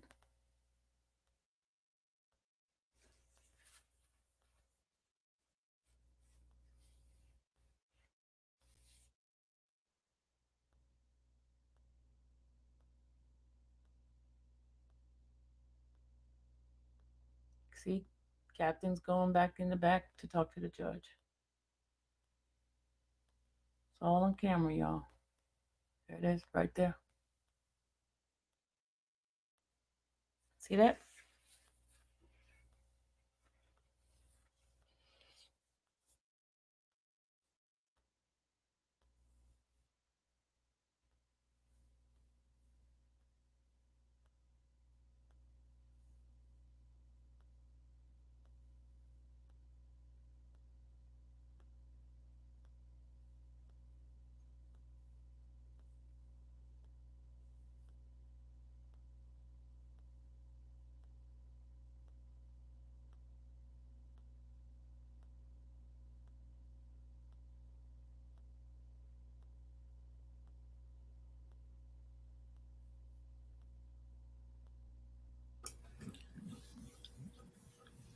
So that's the lady who works out the transportation that just went back there. She was working on that logistics. You see that, right? They're all back there talking to the judge. Uh-huh. We don't know what they're talking about now. Only speculating. We speculation. I object. Okay, he sat down. Now they coming back out. See, they both coming back out. Y'all see that? You see it, right? Mm-hmm. Because I know that short one in the back. All right, folks, I'm going to summon our jurors since they've been here most of the morning. I'm going to go ahead and recess for lunch and come back in an hour. But is there anything else I need to take up with you all before Recess from Mr. lunch. Copeland comes? Recess Testifies our next for witness? lunch. Yes, Your Honor. Two things. First, I don't believe that anyone in defense has a copy of the immunity, the order granting immunity. I believe that we're entitled to that, so we would ask for that. Additionally, Your Honor, we are going to diligently, over the lunch hour, myself and other counsel, look at these state's exhibits. Last week, we discussed that we had some objections to, if you recall, and we kind of put a pin in it because the state said that it was just a large amount and they were going to narrow it down what they were admitting or seeking to admit. Well, now we have a PowerPoint. It looks like they redacted some of the things that were going to be our concerns, but I'm just going to ask, I hope Your Honor understands, we just received this and we're going to, over lunch, look at the proposed exhibits. And if we have any specific objections after their redactions, we'll bring that to Your Honor's attention, if that's okay. That's what you've told me, so I certainly understand that. Right. So what happened since that hearing or that discussion was the state did make some redactions, and I think that addressed possibly all of our issues, but at least some of them. But we just received this, so we'll report back to the court whenever Your Honor wants to Okay, hear but from us. remember, our jury's been here since 8:30. No, I understand that. So I'd like to kind of go ahead and get started. Well, if Your Honor wants to go through these one by one, we can. We just literally Oh, you just can do got that this. during lunch. That's fine. Okay, I mean, okay. But this is, I know that you all we should have been working on these prior to that. So, okay. Yes, we just got this. Okay, but you had the larger exhibit for the. And we brought those to your attention last week. Yeah, I remember. Okay. I remember. Okay. All right. All right, Deputy Ham, summon our jurors, please.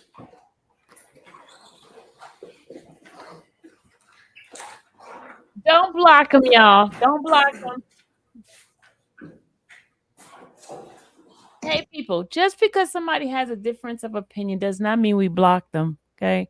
Every voice has to be heard, y'all. Come on, let's not block because he's not cursing anybody out or anything like that. So please don't block them, okay?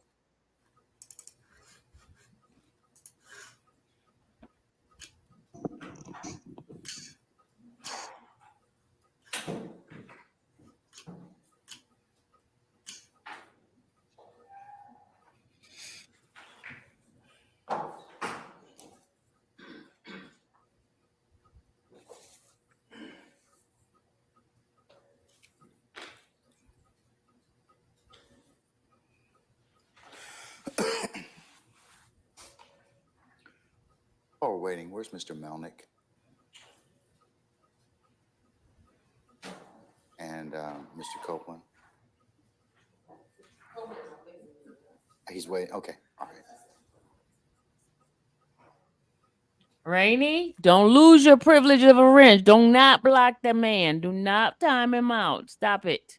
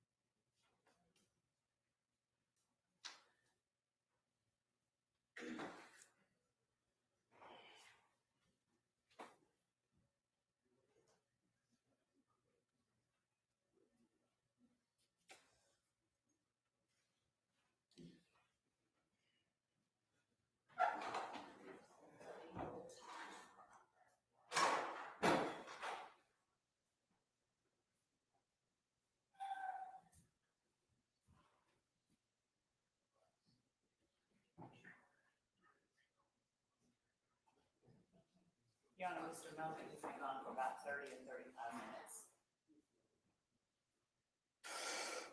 minutes. Can we call him, please? Or tell him that we are going to need him back for 1:15?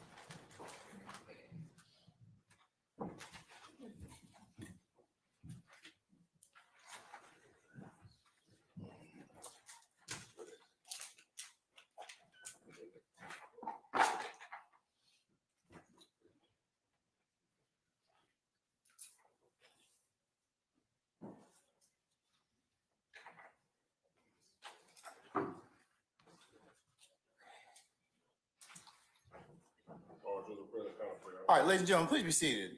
Thank you, Deputy Ham. All right, ladies and gentlemen of the jury, good afternoon. Oh, I know y'all sound weak. I know you've been wondering, well, what are they doing? Remember I told you there are times that we have to work, and this morning's been one of those such times. So please, as we've indicated before, thank you for your patience. Given that I just wanted you all to know that we hadn't forgotten about you, but that we are going to go ahead and formally just break for lunch at this point in time. Okay, so what I'm going to have you do is come back for 1:15. It's about almost 12:15 right now. Come back for 1:15. We'll go ahead and see where the day leads us at that point in time. Okay. All right. So, ladies and gentlemen, we'll be in recess till 1:15. We'll see you then. Okay. All rise.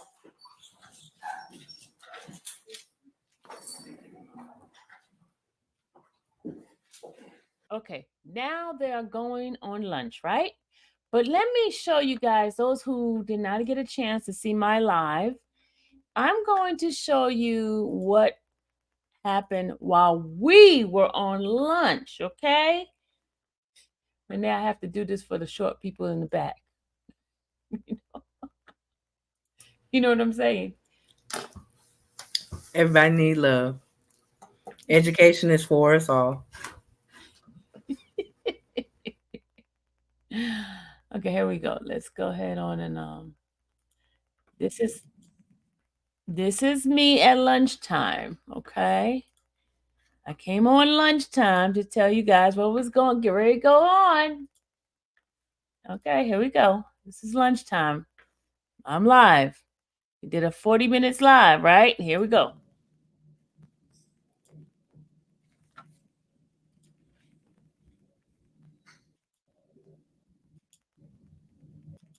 Just give you guys, I know a couple of people are new to this channel.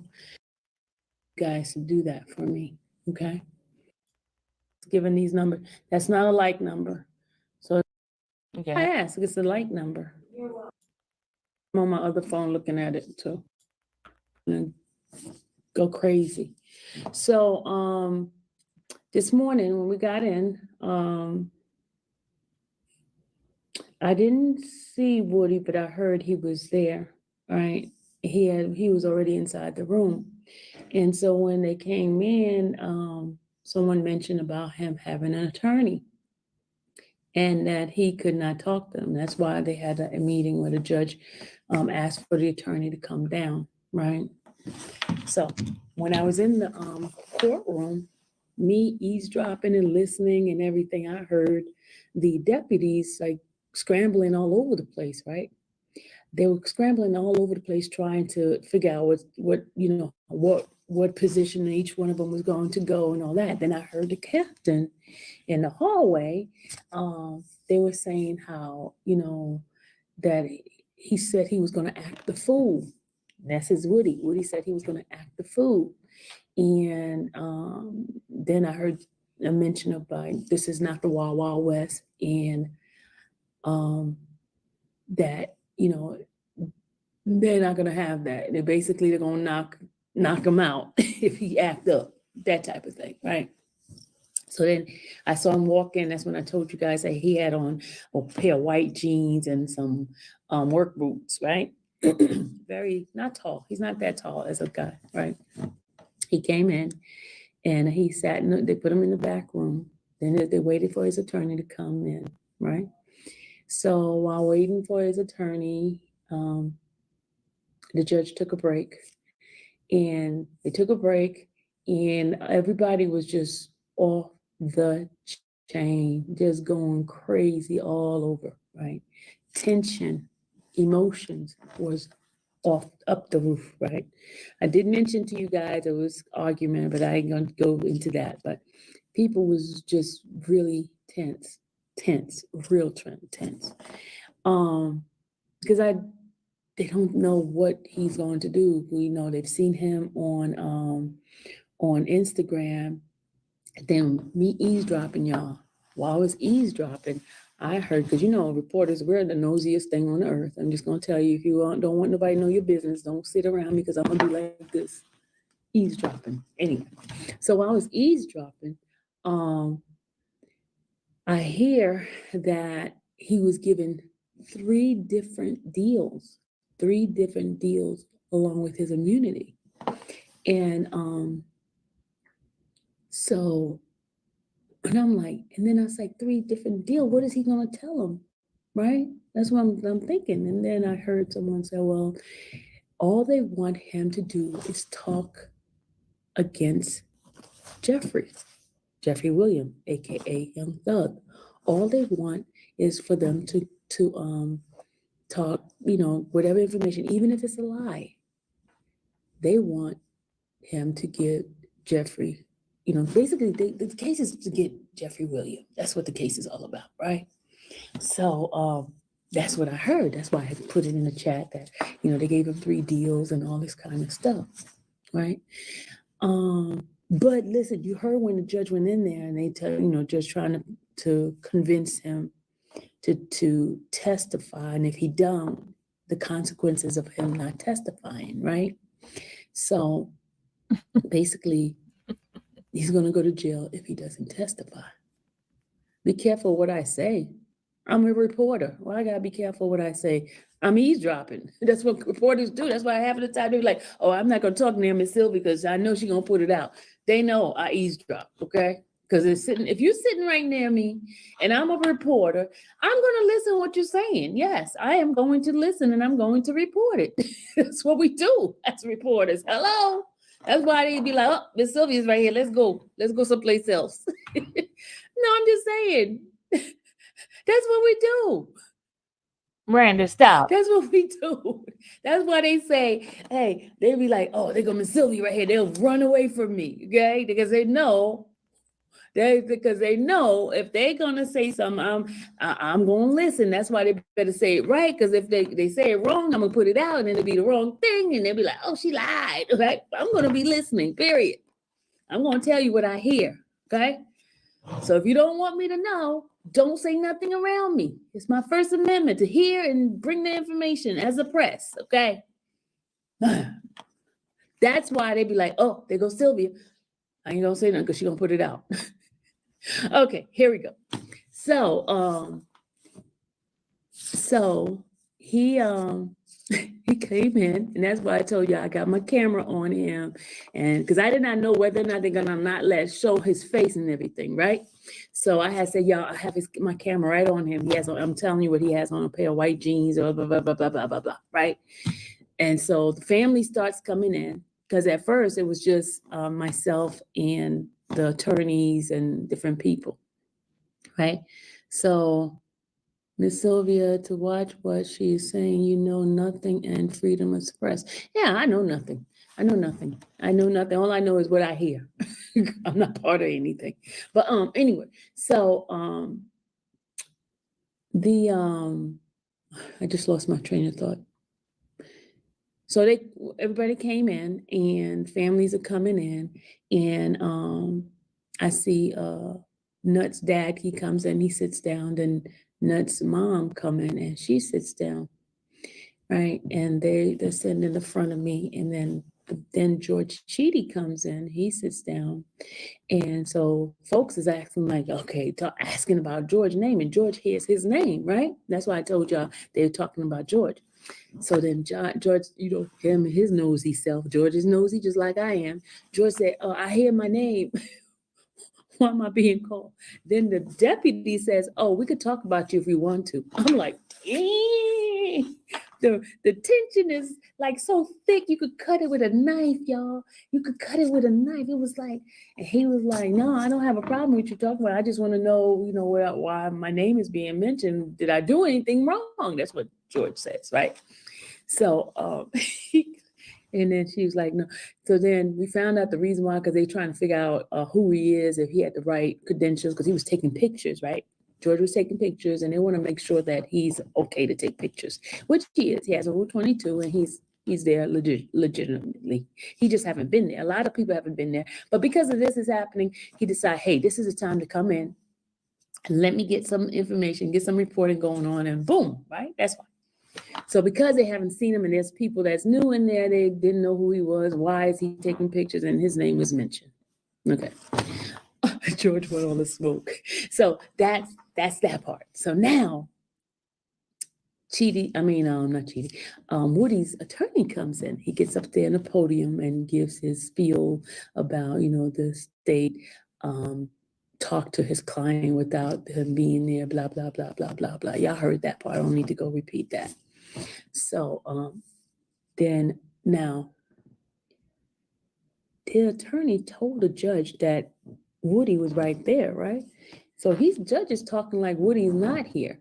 So he's like, he's right there, Your Honor. So he brings Woody up on the stand, and Woody, said he want to take his Fifth Amendment, whatever, right? So then the judge tried to explain to him the immunity that they have given him, that he has already signed the order, that they can't do anything to him if whatever he says on the stand, blah, blah, blah, blah, blah, blah, blah, blah, blah, blah, right?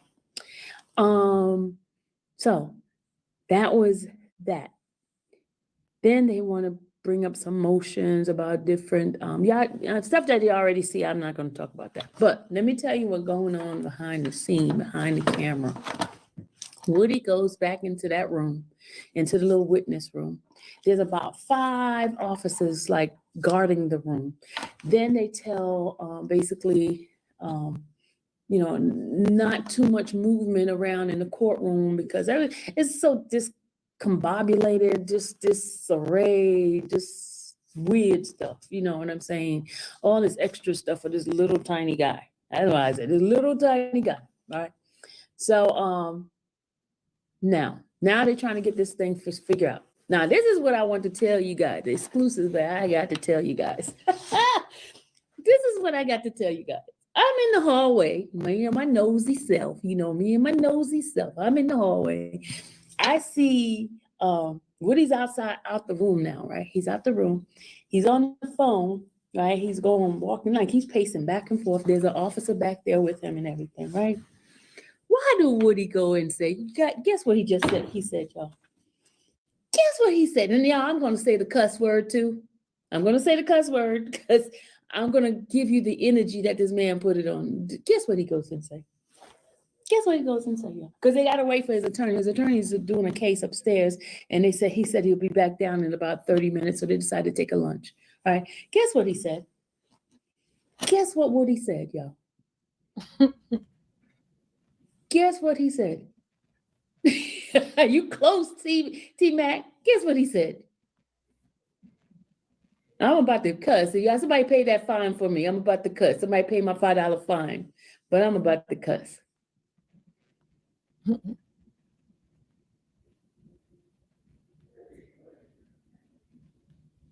Guess what he said? Y'all ready? I'm about to say, who gonna pay my fine? My $5 fine, my $10 fine. Who gonna pay my fine for me? Let me say, he said, word for word,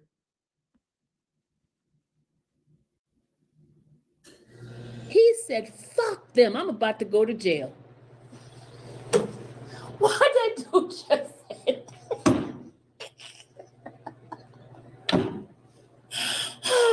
What did he just say?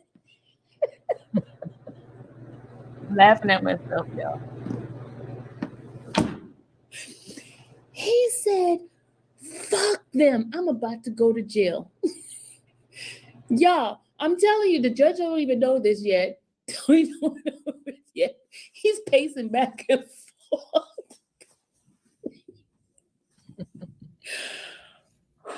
Jesus.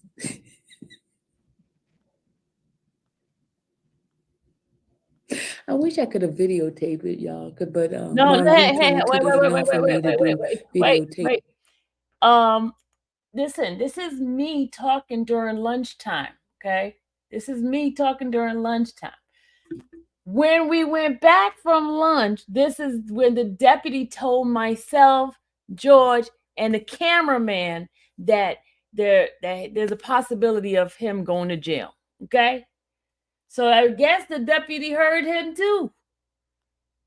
Okay, so this is before the actual lunch thing. This is actually when this is the beginning of lunch. It's after he got off the stand. He was in the hallway and he did all of that. When I was getting ready to go into the room to talk to you guys, I heard him. Okay, hold on. Sleeping in the hallway. Lord, wish I would. He's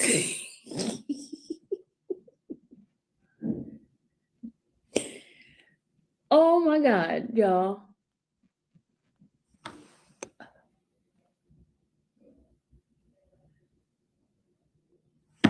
And then this is when somebody said something. He said he's going to jail. He said, fuck them. Sorry for cussing y'all. I'm sorry, but he said,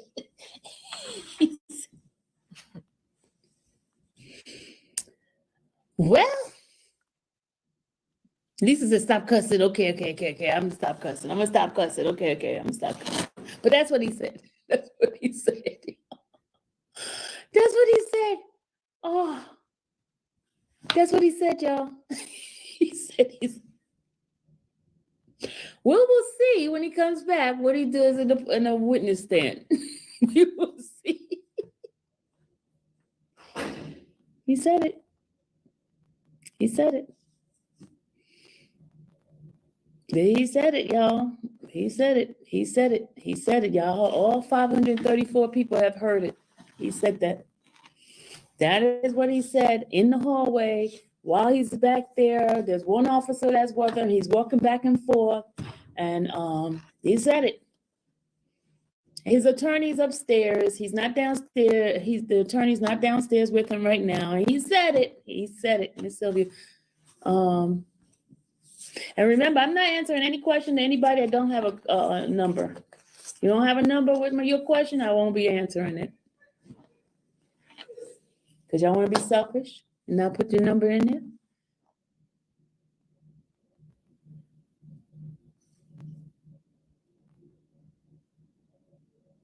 Number with your question.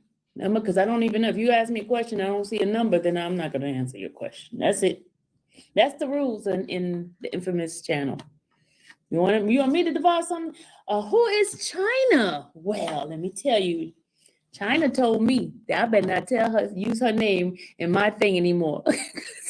So I can't tell you who she is. She told me, she says, Miss Sylvia, why you always I said, I'm a reporter. Okay. She says, why are you going to tell my name in there? So she's watching right now because her people watching my channel right now. So she told me. So she threatened me. Let me stop.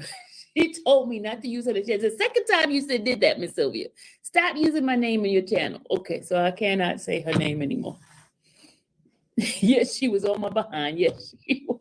I said, I'm a reporter. Why are you on? She said, Miss Sylvia, didn't I tell you not to use my name? So I can't tell y'all who she is. But y'all can guess, and I'll tell you yes or no. Yeah, I'm not saying her name. You can guess. That's And a I'll say video yes or saying her no. name. How about Video. that?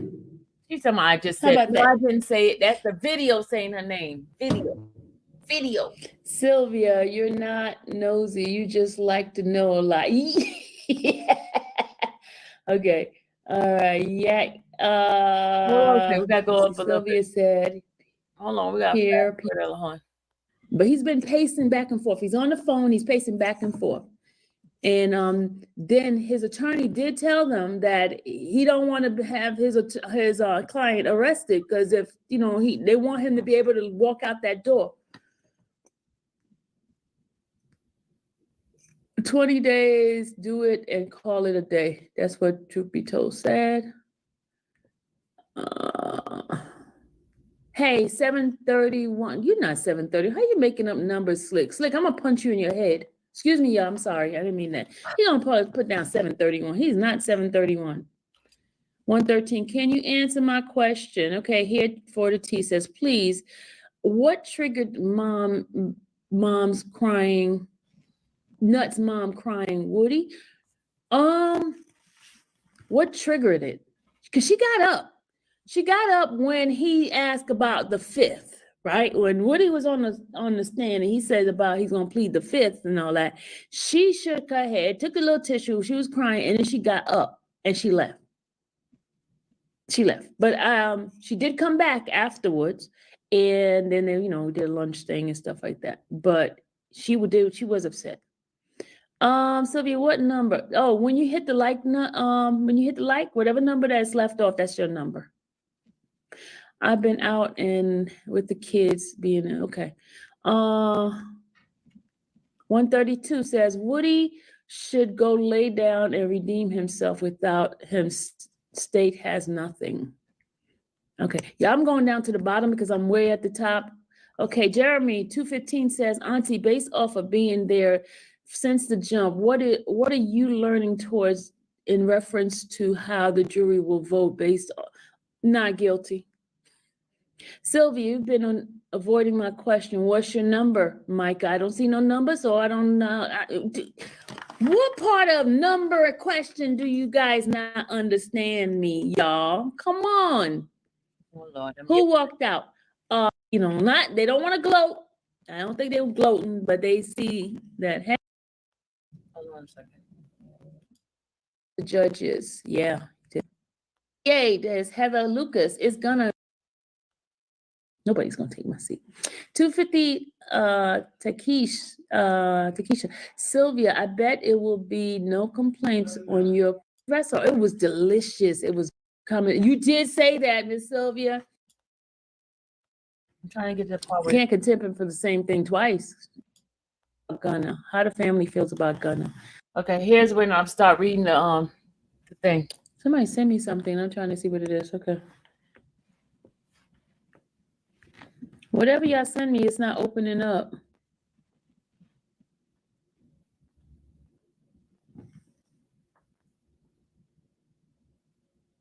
Wait a minute. Somebody.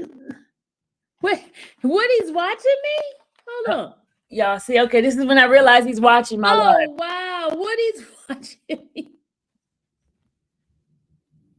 Surrounded by 50 police, these hoes act like I didn't just come in here on my own. They won't let me move as I was running. Oh, Woody's posted stuff, y'all.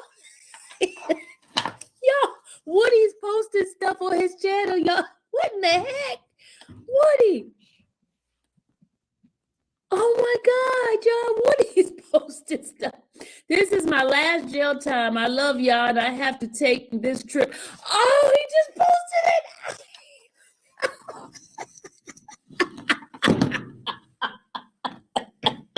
So he's going to jail, y'all. He's going to jail. Woody is going to jail, y'all. He just posted it. He says, this is my last jail time. I love y'all. I have to take this trip. My head high, nobody. My head high, no. Take this trip. My head high, nobody didn't force me to, and I'm gonna be okay. God didn't bring me this far for nothing. It's what it is. I'll be okay. So he's going to jail, y'all. Breaking news. He's going to jail. So y'all see, I didn't lie. I didn't lie. All those would be trying to act like I lie. I didn't lie. I don't. People just be saying that I don't know what I'm talking about. I don't give a facts and all that. I told you, I heard the man in the hallway what he said. Okay. Thank you. Thank you for the information. Somebody just see how y'all do me. You see how y'all do me? You see how they be talking about, oh, she's a liar. Because I be bringing up stuff because they don't know nothing about it. But all of a sudden, I'm a liar. I'm in the courtroom for a reason, y'all. Because I hear things, I see things. Some things I might not say it properly, but trust me. Thank you. There he is. Isn't that what he got on, y'all? Isn't that what he got on? I told you what he said, y'all. I told you what he said. I told y'all. He's going to jail, y'all. He's going to jail. He said it. He's going to jail. I'm not laughing, but because I told y'all what I heard in the hallway, what he said, and then all of a sudden somebody sent me something that what he's doing, because he's still standing in the hallway over there. He's still standing in the hallway. So he didn't even eat lunch. He's going to jail.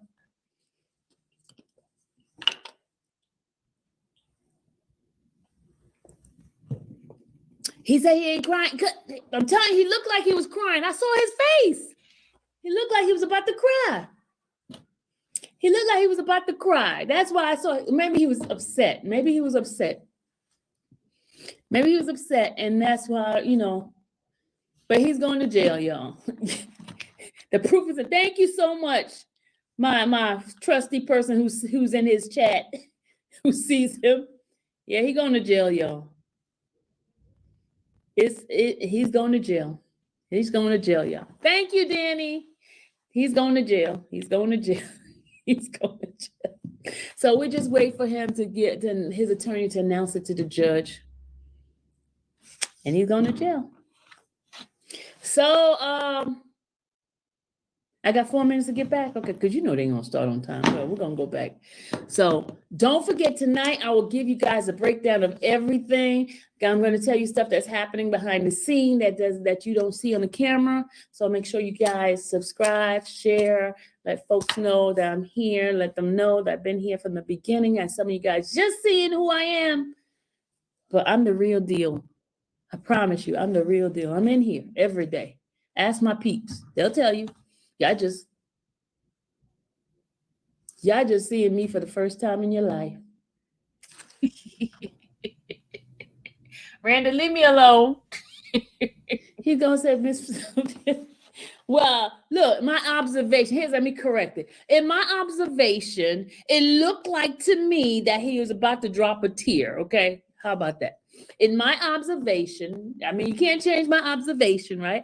It looked like he was about to drop a tear when he was walking out past me. Because he walked past me. He seen my face. I saw his face. I looked in my eye. I looked at it. He looked like he was about to drop a tear. And maybe it's a tear of anger. Okay? But guys, I'm going to go back. I'll see you guys later. Make sure you subscribe to this channel. This is where you're going to get the real tea, water, coffee, milk. All right. Love you guys. I will I'm glad you guys found me. Don't be a stranger. I got more 411 for y'all. I'll see y'all later. My numbers better go up. I'm telling you right now. If I don't hit 30,000 by Friday, by Monday, I'm gonna kick y'all behind. I'm serious. I'm gonna kick y'all behind. Y'all better get your mama, your auntie, your cousin, all of them to hit that like button and hit my channel. I'm not playing. Not playing. I've been doing this too long not to get 30,000. Okay, I'll see y'all later. Bye. I ain't playing. I'm serious. Auntie Sylvia gonna come after you if y'all don't hit the like button, if y'all don't subscribe. All right.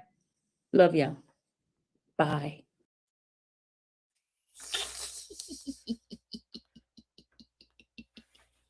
Renee, tell Rand to leave me alone.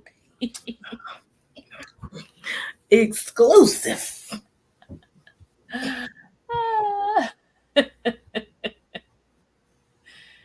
Thank you, Raza, baby. Sylvia, you gotta sing. Okay. Oh, I gotta sing happy birthday to Slick. It's 12 o'clock. Okay, ready, y'all? Let's sing happy birthday to Slick.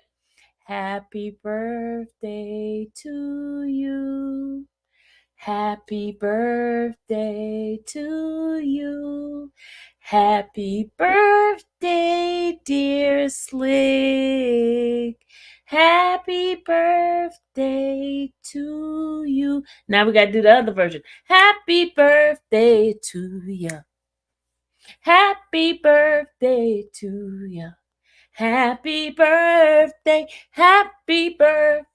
to you. Happy birthday to you. Happy birthday. Happy birthday. That's enough. All right. Happy birthday, old man. Thank you. The 49th law.